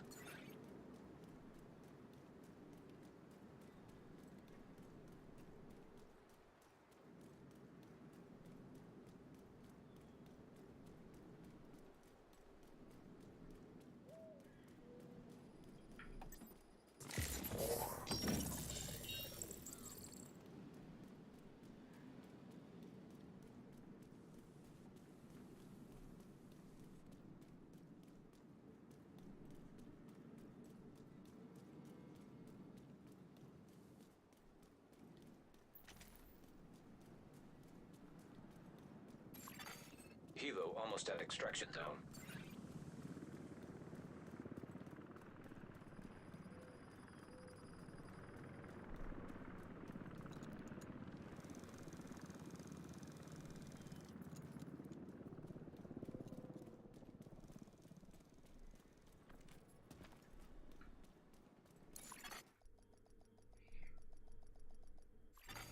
Entering safe room.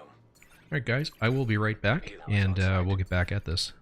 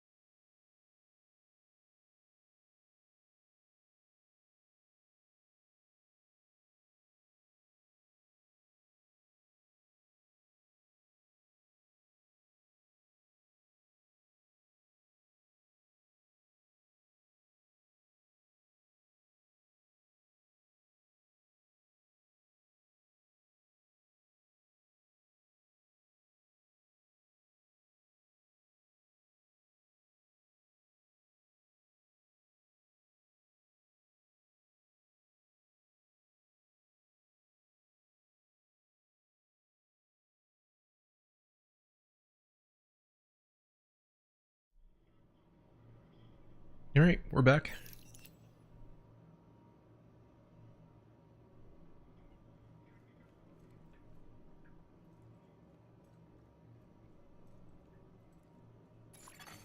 Extraction called for.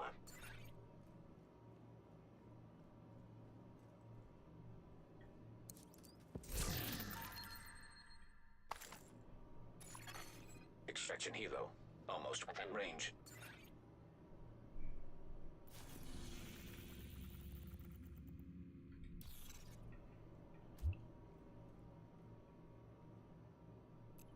Okay, I'll head to west.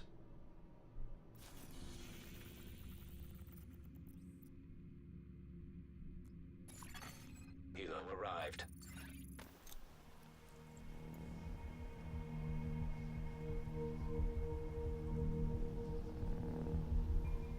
Black, out of curiosity, what chest are you looking for with spotter? What gear or brand set? Reception limited. Proximity coverage only.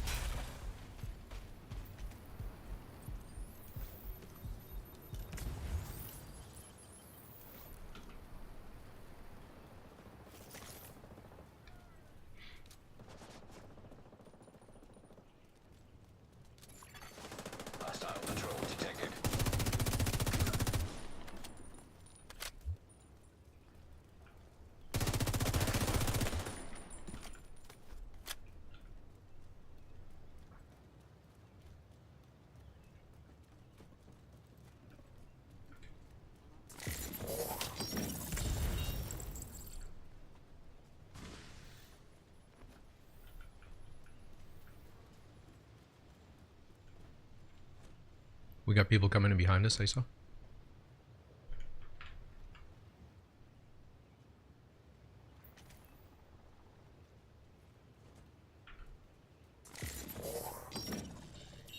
No, guess not.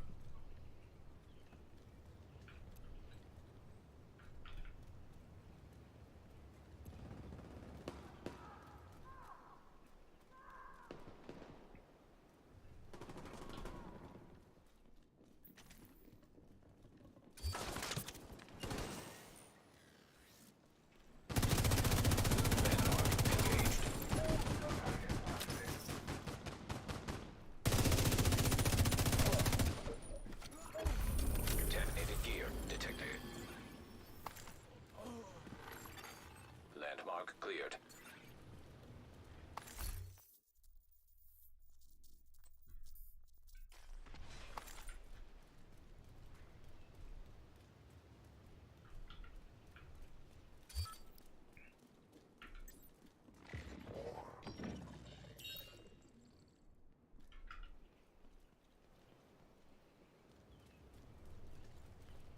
We've been pulsed.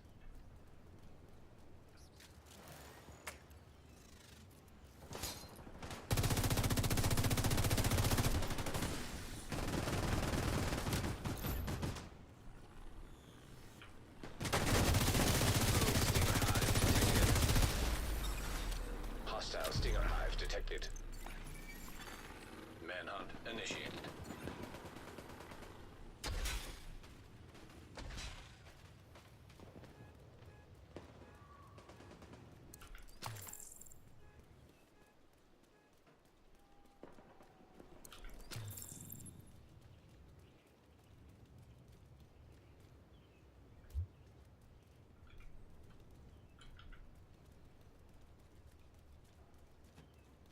Roger that.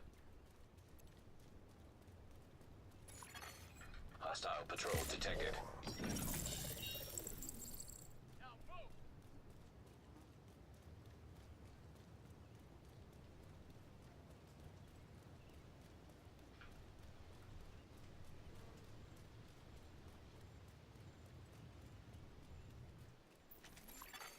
Hostile patrol detected.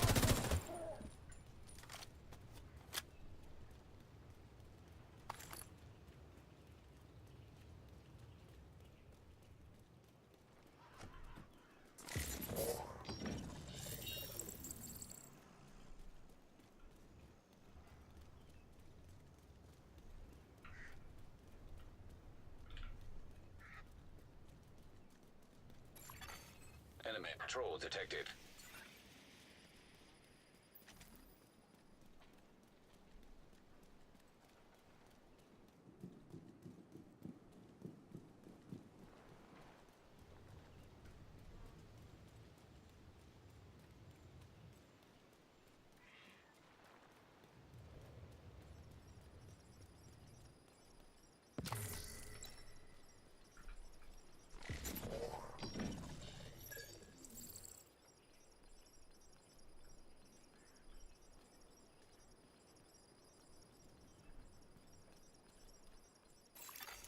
Manhunt cleared. Rogue status removed.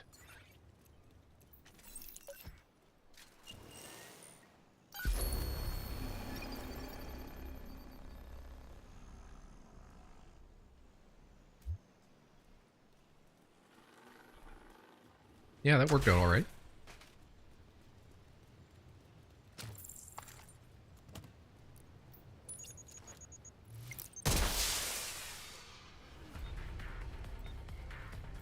We're inbound. Extraction called.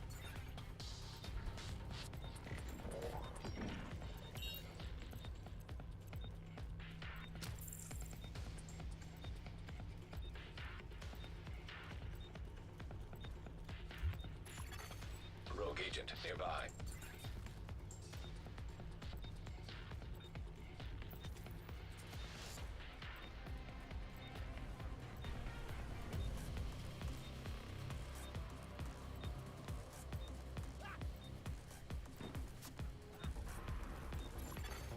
Rogue agent detected.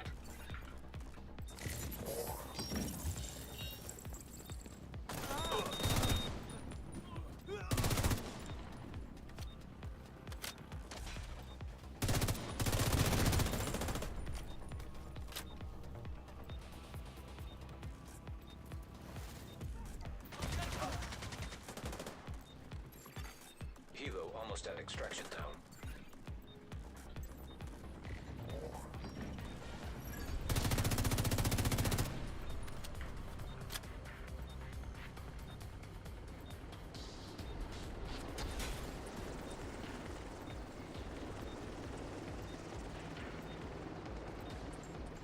Kilo's ready for pickup. Helo is on site.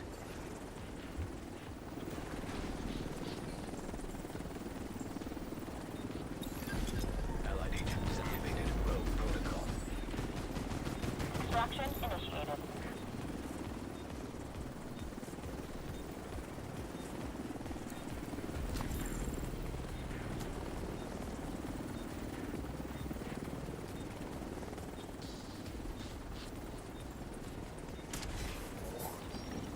Seconds until departure.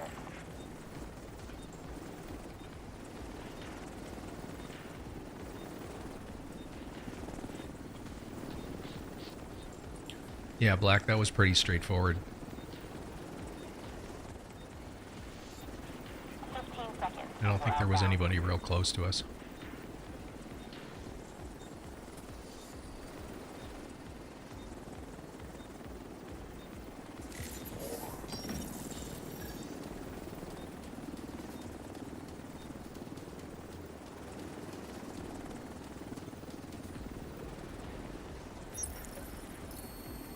Extraction done. Helo is headed back.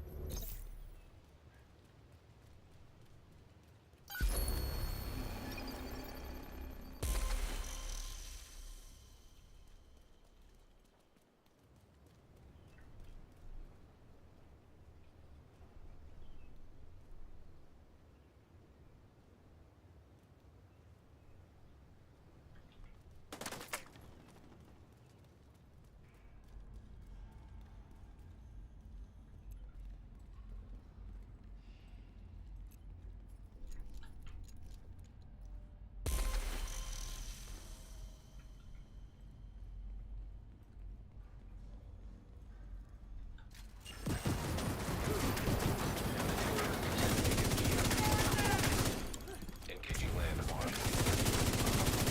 Contaminated gear detected. Incoming hostiles detected. Yeah, apparently I just stood in the stupid.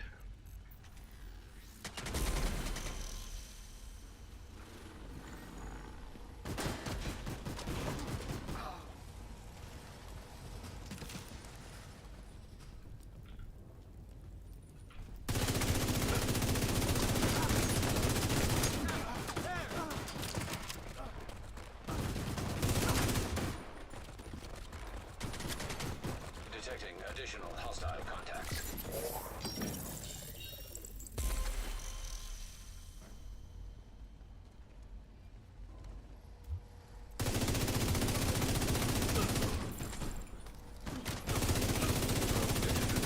Detected.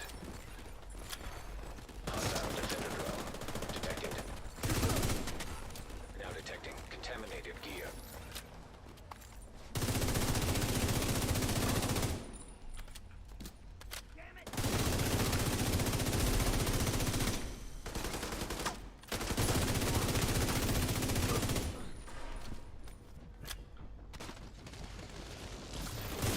Contaminated gear detected. Landmark cleared.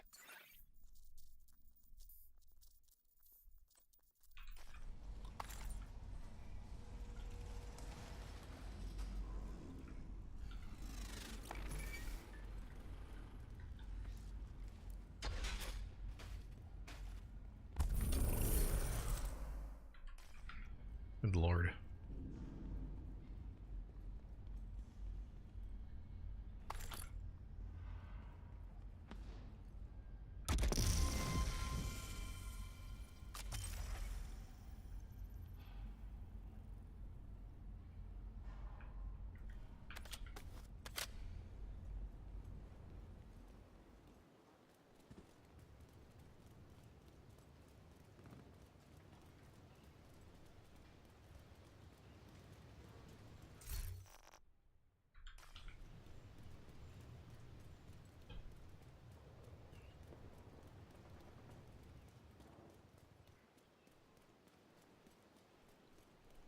47. I'm going to dive into the safe house for a second. I've got a crap ton of conflict caches. I've got to open my inventory is just about full.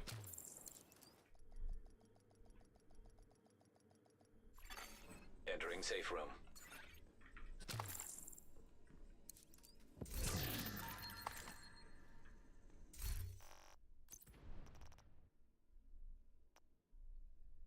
I'm going to get rid of the field proficiency caches and recalibration cache. And we'll open the conflict caches at the end.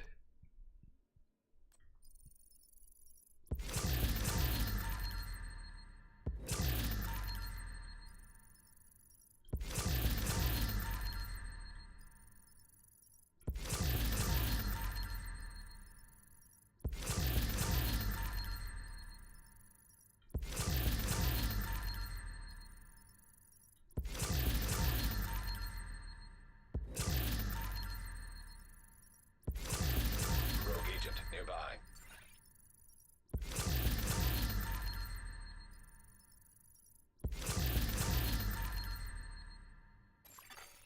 Rogue airburst seeker mine detected. Hostile airburst seeker mine detected.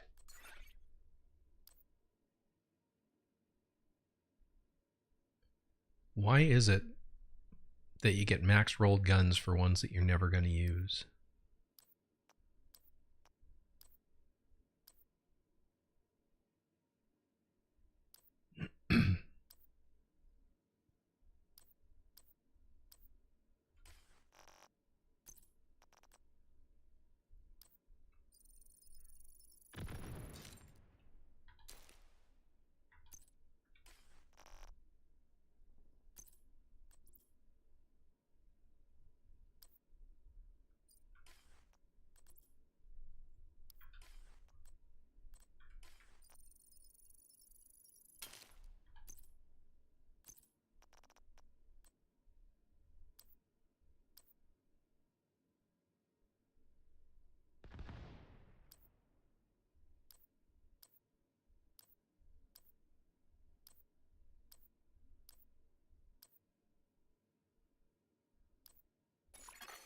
DZ drop incoming.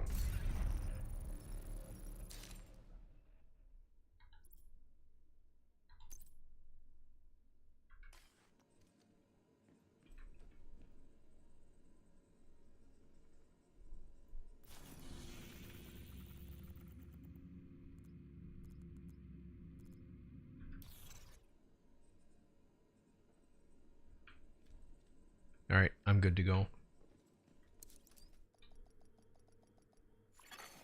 Leaving safe room. DZ drop incoming.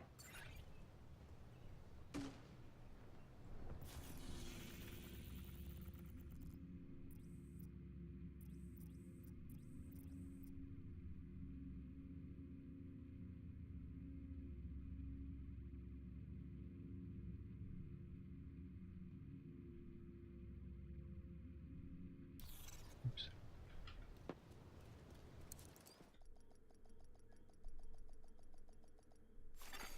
Safe room entered. Incoming dark zone drop. Dark zone. Oh, shit. Oops. I just lost whatever I had on me.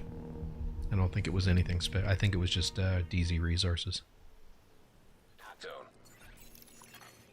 Rogue artillery turret detected. Transmission range limited.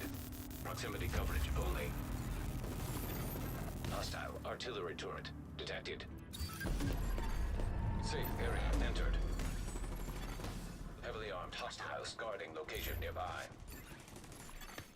Allied agent now rogue. Rogue assault turret detected.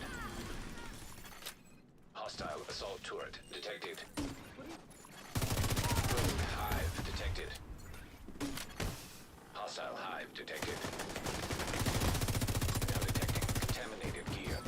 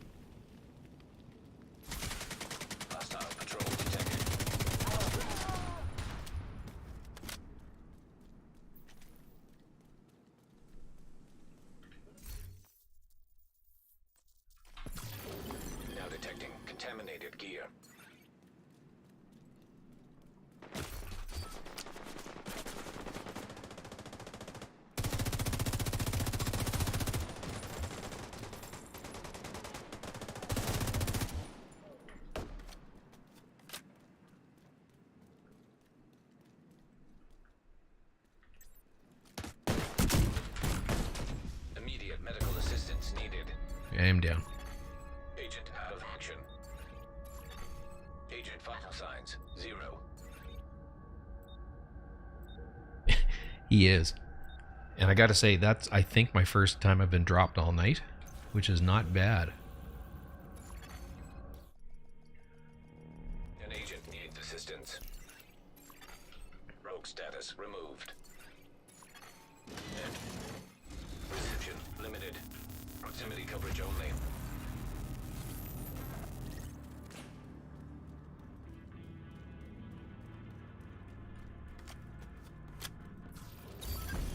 Allied agent disactivated. Rogue protocol.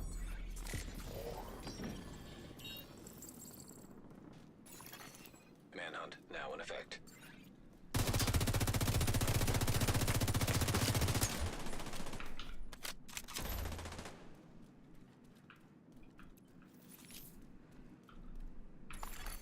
Contaminated gear retrieved.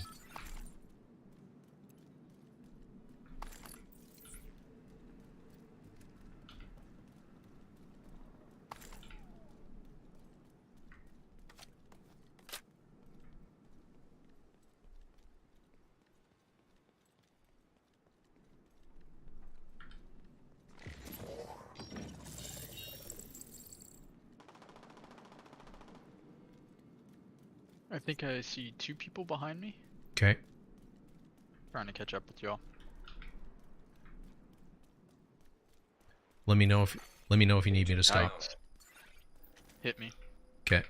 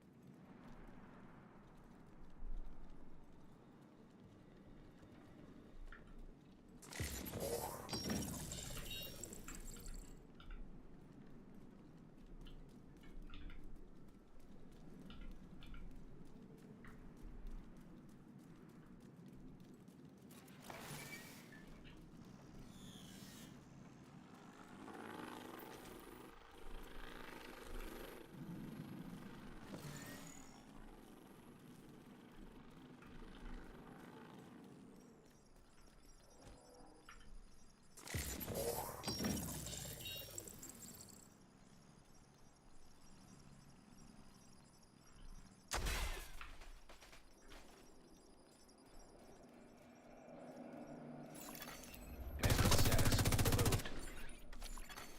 Rogue protocol deactivated. Nearby agent has gone rogue. Rogue agent detected. Yep. Contaminated gear detected. Serious trauma detected. Safe area detected.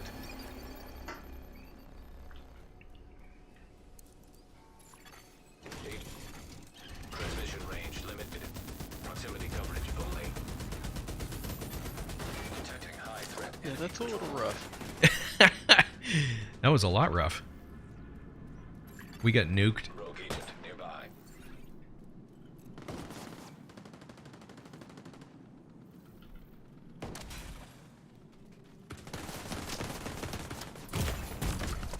Wow. Immediate medical assistance needed. Agent incapacitated.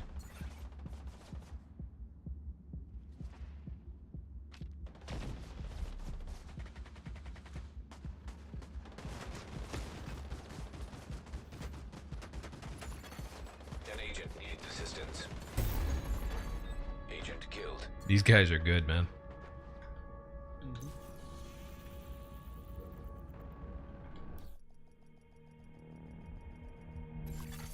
Agent down.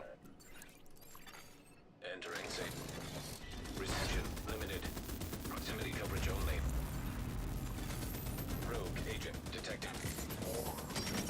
High threat enemy patrol detected.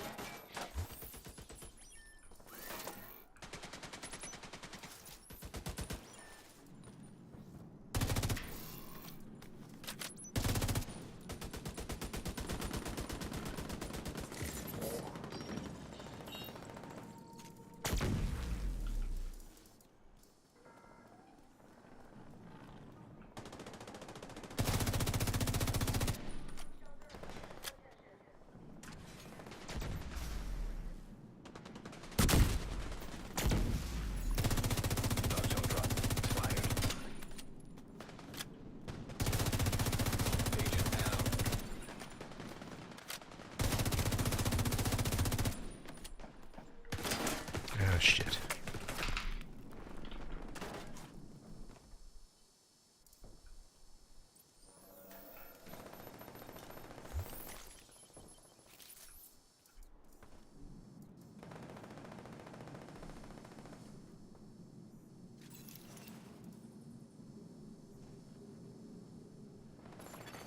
Extraction called for.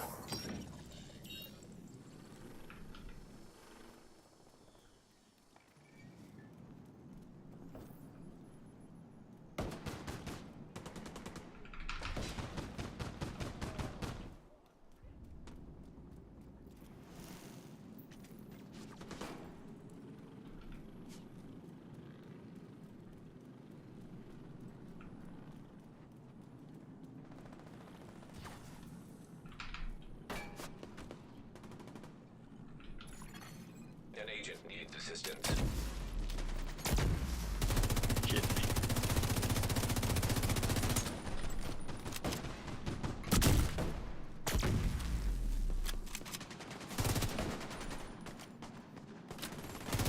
Agent down.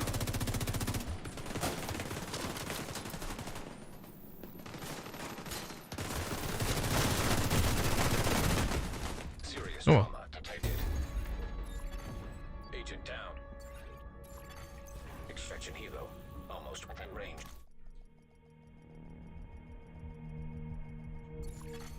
Safe area detected. Transmission range limited. Proximity coverage only. Helo arrived. Exiting dog zone. An agent needs assistance.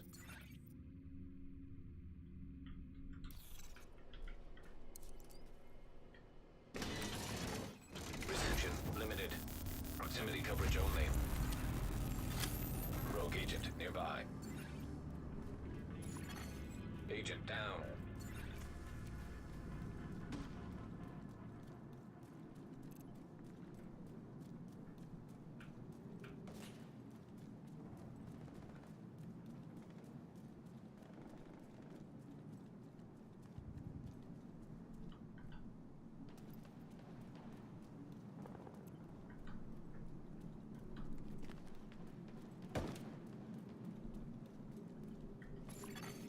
Hostile patrol detected.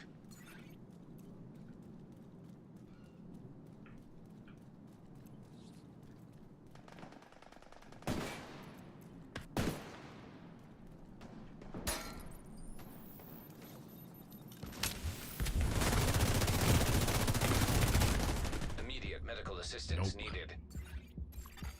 Agent out of action. Helo is returning to base. Agent killed. Now, I've seen these names before, and these guys are really, really, really good. Based on the feeds that I've seen while I've been in game.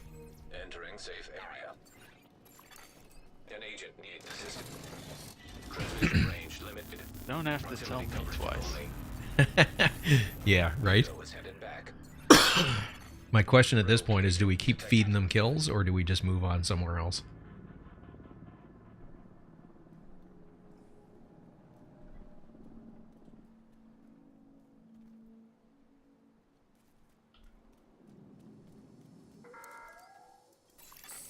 Leaving top zone. Yeah, I agree. Helo almost at extraction zone.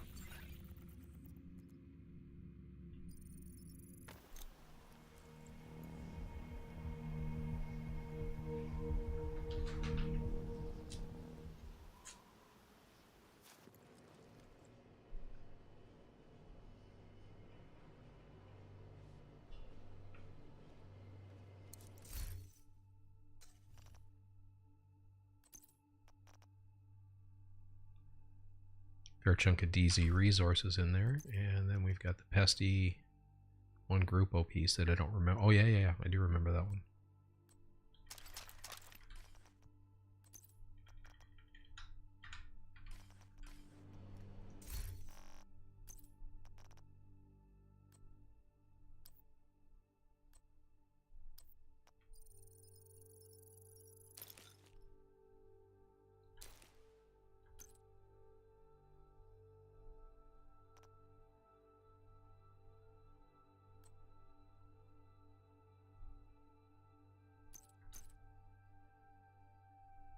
Only because I don't think I have that one. Agent down. An agent entering invaded dark zone.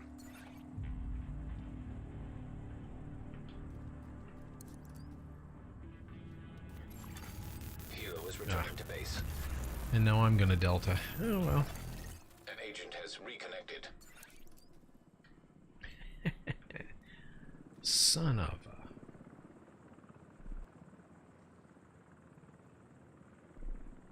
Yeah, I was trying to maneuver behind him black, and I could hear where he was, but I couldn't see where he was.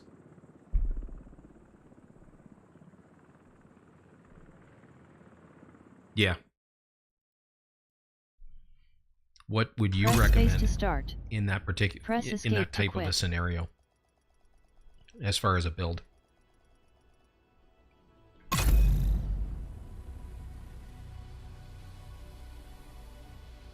And please recognize I'm a noob when it comes to playing in the DZ.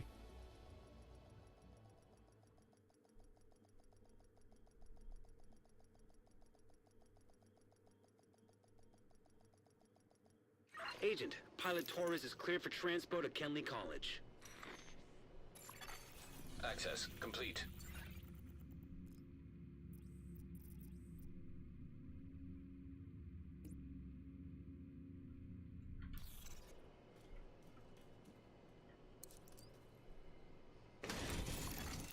Now entering an invaded dark zone.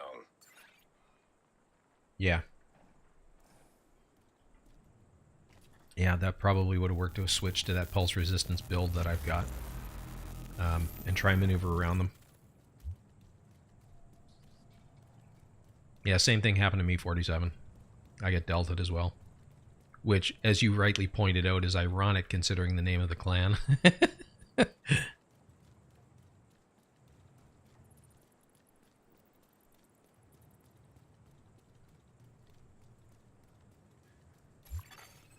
agent has disconnected. You are now group leader.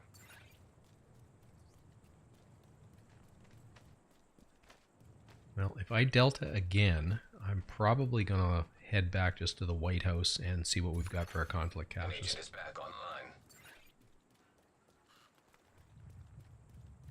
And that's not to wuss out on you guys, but I got awakened at 4 o'clock this morning after going to bed at midnight, so my eyes feel a little bit sandpapery, but not horrible.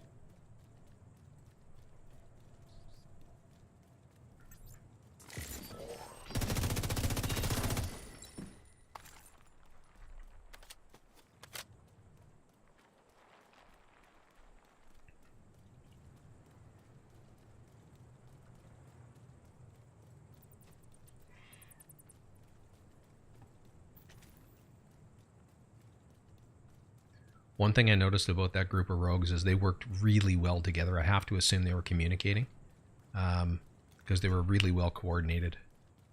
You know, flanking. One guy's drawing fire and the other one's flanking constantly, so...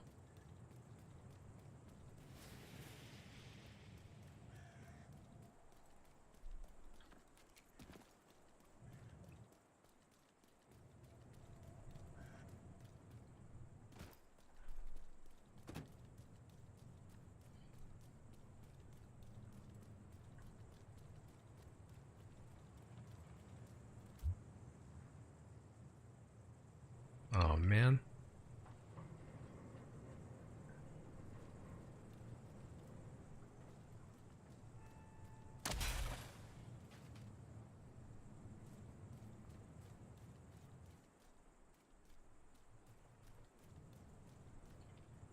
I don't know if you caught that ISO, but oh god, I'm deltaing again. So yeah, I'm gonna I think call the DZ stuff complete for now.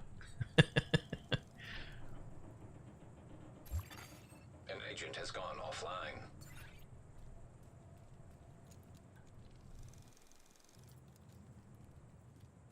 Sounds good. No point in beating our heads against that particular wall. An agent has reconnected. Press space to start. Press escape to quit.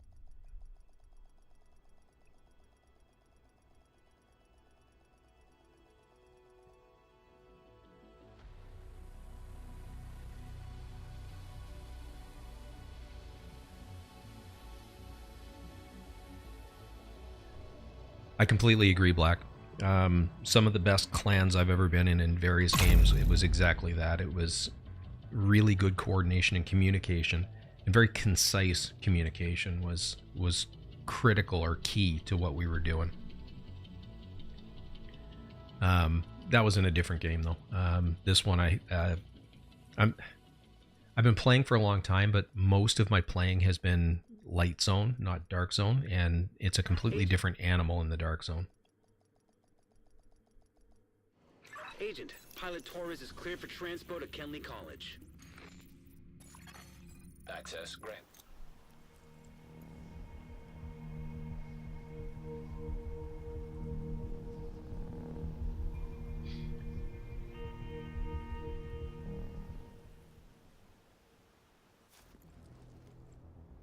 Yeah, man, 47, that was awesome. That was a lot of fun. That was some really good gaming. And I went up a whole bunch of DZ levels when we were doing that.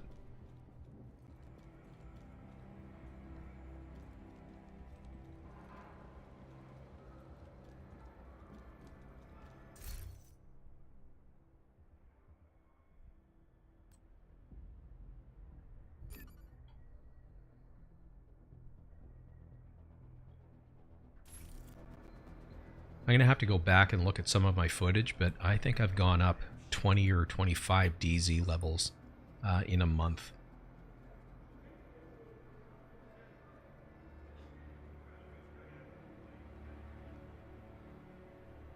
Okay, that's really... that's...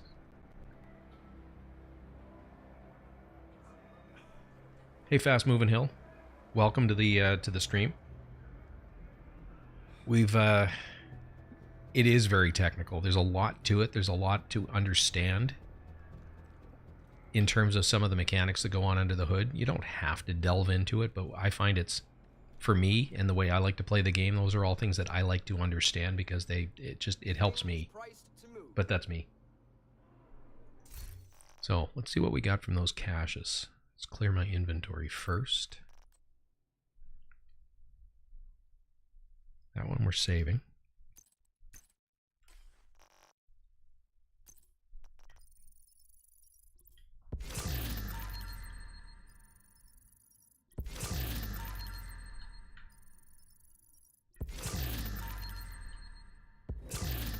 Rock and roll.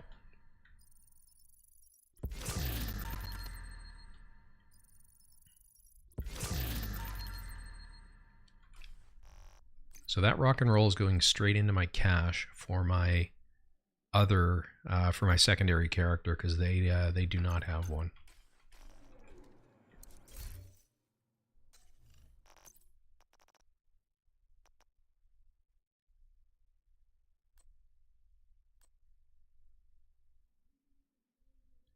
Unless you need one, ISO, I can drop the rock and roll for you if you need one.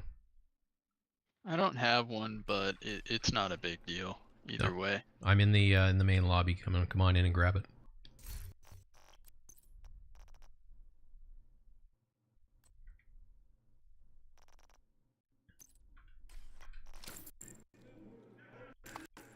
It's Thank not you very maxed. much. Yeah, no sweat, man. It's not maxed rolls, but they're not bad.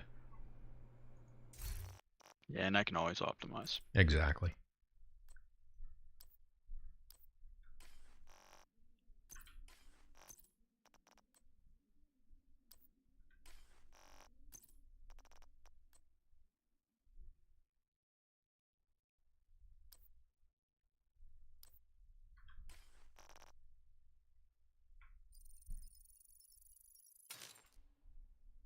Oh, you're very welcome, man.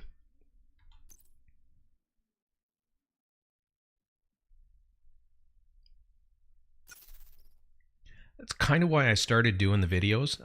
When I came back to the game, when I started this clan, well, this is the second version of this clan. The original one was started 3 years ago. We all took about a year break, and when we came back, the clan had disbanded. It was gone. I don't know exactly what happened with that, whether it was lack of play and it just went away, or I don't know. So when I came back in November, there were only 3 of us, and you need 4 to progress the clan. So I started walking up to people in zones like this and just inviting random people to the clan. Almost all of them were new or returning to the game. And I kept getting asked question after question after question. So, I mean, it was one of those that it's like, well, I've got a YouTube channel. I'm not doing anything with it. So instead of answering the same question 15 times, how about I just put it in on a video? That's how this started. And that was, I think my first video was the 20th of January was the first one I posted. So no one is more surprised than me at the growth of the channel. Now, having said that, I do have an adult educational background. So that certainly does help. But I can't thank all of you guys enough for the support that I get. It's been incredible. I'm having an absolute blast with what we're doing. So I'm going to have to call this build pretty decent. You guys can maybe be a better judge of it than me. I'm somewhat biased, but it seems to have held up pretty well.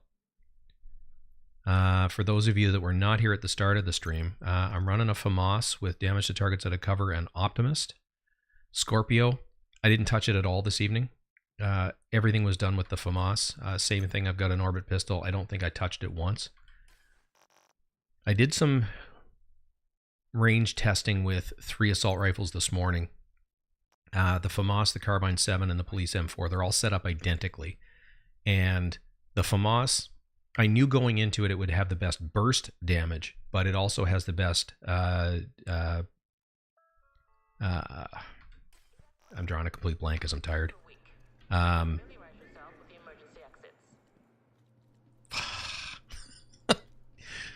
I've just vapor locked. DPS, there it is. Thank you. It was giving me the best DPS numbers in the range. That's funny. Anyway, so Coyote's Mask, for its obvious reasons,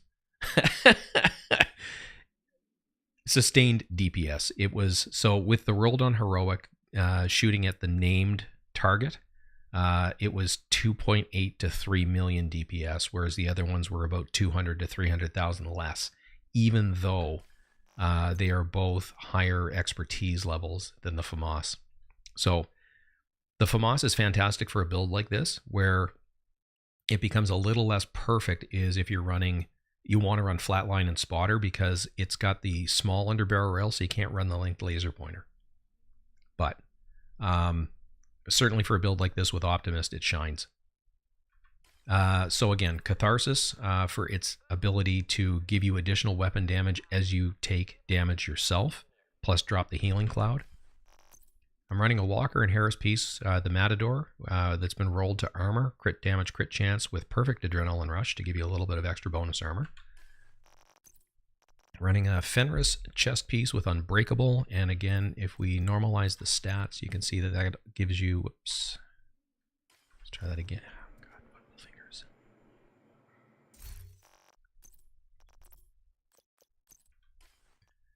That gives you 50% of your armor on break, and it did proc a couple of times, but with the amount of damage they were doing, it didn't matter. But it certainly does help. That gives you another 850,000 on my build anyway, with 1.7 million armor. It gives you 850,000 additional armor. So 2.55 million situational, but 2.55 million armor is a pool to draw from. And I'm running Picaros because of the weapon damage and the armor core. This is the piece that I need to work on. These I crafted this morning, and this was the best of the junk that I managed to craft. I knew I wanted to roll an armor core on it, so I needed them to drop with crit chance and crit damage. This has been optimized once, so they were basically both 40% rolls. I do need to run another character through Warlords of New York for the watch levels, so that I can optimize this the rest of the way. And I'll show you the stats in just a second.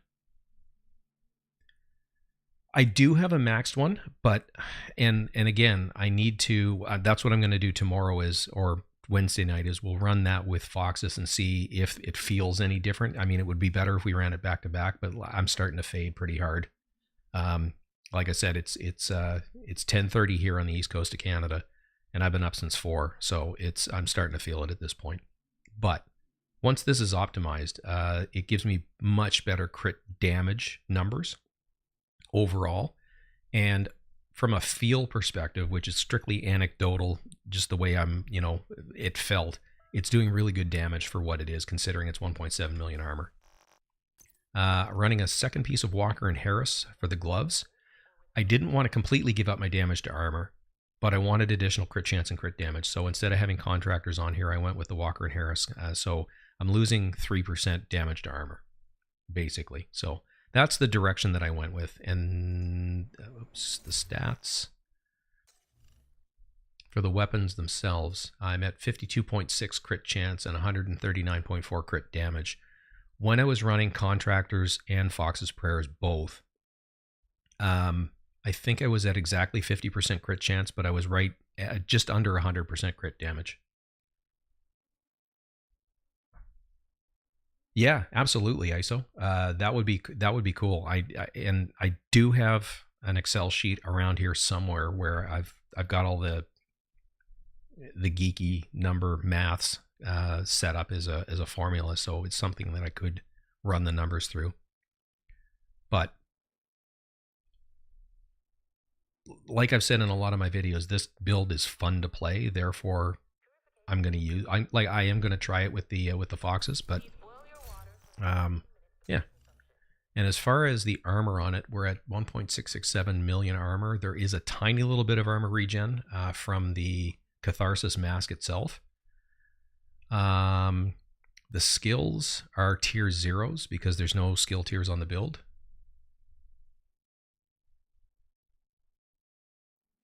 Okay, that's good to know, Black. I will definitely give that a try because I do have this set. This is what I had on the build before. So max armor, max damage to targets out of cover, and crit chance. So if I pop that on, let's just see what the stats change to.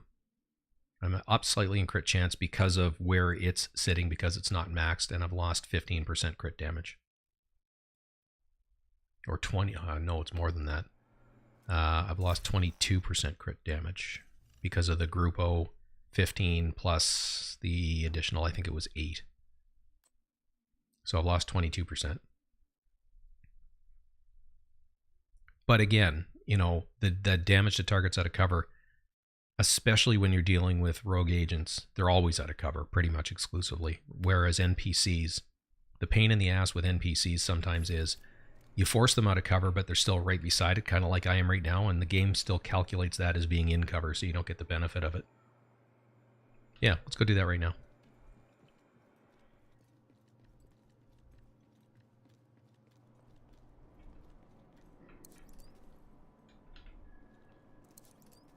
So the world's on heroic. I'm going to set this to named, so it's got armor.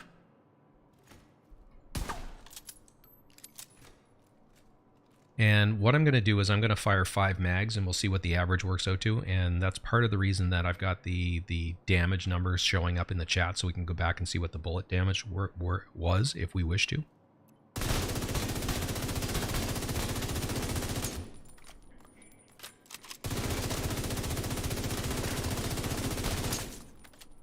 So I saw 4 million there at one point.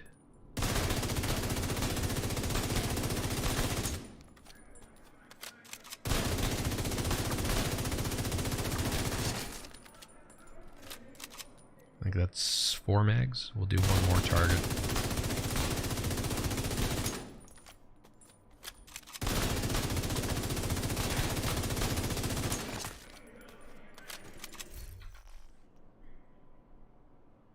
And at the end of a mag, it's up 400,000 damage per bullet. And it averaged, like I said, the first target that I shot at, I saw 4.4 million as I glanced at it as a momentary. But let's use the 3.28 million as a figure of merit.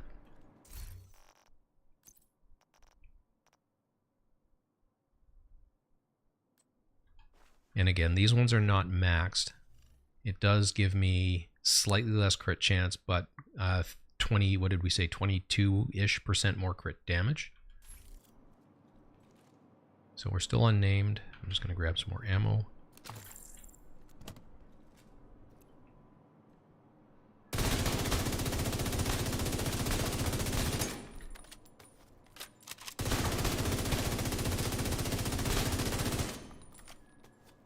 No, it doesn't hit as hard.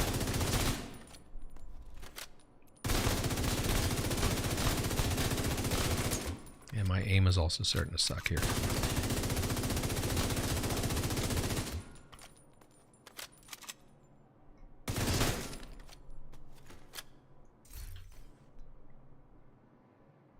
Now, it's about the same amount. It's actually slightly more damage when I crit. But I'm missing out on that multiplier for the damage to targets out of cover. Let's do one more target.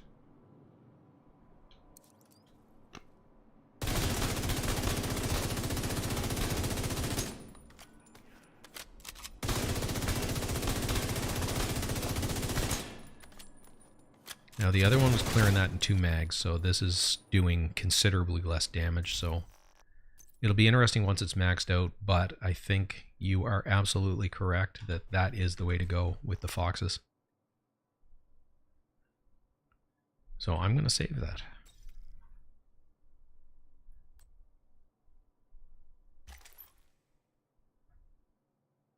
Okay, cool.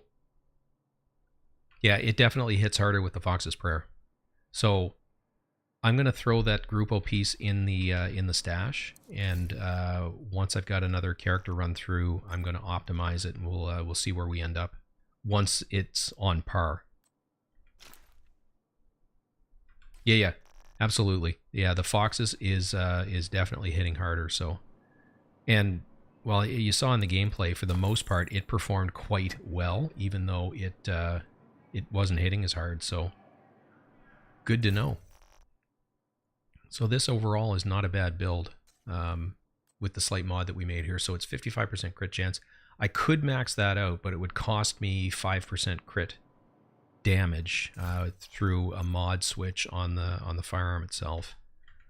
Because these are all crit chance.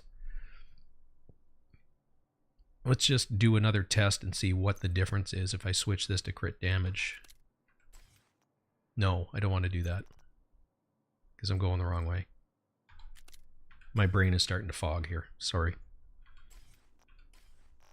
I mean, I could put a crit chance mod on here, but then I'd be losing out on 11% crit damage, and I'm not willing to do that. Yeah, I think you're right. I think what I have found as I've played this game is there starts to be, unless you can really, really jack up your crit damage numbers, there's diminishing returns between 50 and 60%. 55% seems to be the sweet spot in terms of the trade-off between crit damage and crit chance. At least in my experience running stuff in the range. But yeah. I'm just going to go see where I'm sitting on the leaderboard. It's probably at the bottom. And then I'm going to call it a night. Because like I said, I am fading pretty hard.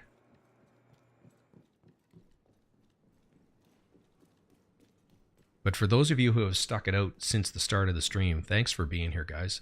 It's been a lot of fun, as usual. 47, if you're still there, man, I had an absolute blast. We're got to do that again. So yeah, I'm at 6.7 million. I think that's... Eesh. I don't know that I've played since the reset, or the clan reset last week, so... Anyway, I'm going to look for my notes and see if I can find the Hasbro build that I ran before and see what kind of, how that plays out. That's probably not a bad idea to run on Wednesday night. We'll give that a try anyway. If I can find the notes. If not, I'm going to have to try and recall. I think, and this is an I think I put the build together off of watching one of Patrick Wolf's videos. I think. So I'll see if I can find that. If I can't find my notes, I'll see if I can find the video. Well, thank you, Black. And for the rest of you that are all still here, gents, it's been, or ladies, if there happens to be ladies in the chat, I shouldn't use pronouns. But as always, it's been a heck of a lot of fun. Tomorrow night I'm going to be doing a lot of packing and getting ready for the move on Friday. So like I said, my plan at this point is to stream Wednesday night. And if I'm not packing again on Thursday, I'm going to stream Thursday night as well. And then we will keep our fingers crossed that I've got internet when we complete the move, and in which case it should be fairly interrupted. And once everything's unpacked and everything's in place, I'll be back to actually putting together videos. I do enjoy doing it. It's just a lot more time consuming than running a stream. I mean, we've been on for, I think 2.5 hours. Is it 2.5? It's closer to, I don't know, 2 hours and 40 minutes. It's about 4 to 5 hours worth of work to make a 20-30 minute video. By the time you've recorded content, edited it, and uploaded it, or rendered it, then uploaded it, or at least the way I do it, it is. Because I often find once I've got the content filmed and I start putting together, how I want to say it, I realize, crap, I got to go out and get more content, or re-record something. So it is a little more time consuming, but it's better organized and I can put more information into it. Anyway, like Black just said, it's time for this little boy to go to bed, and we will catch you all in the next stream. Have a great night, everybody.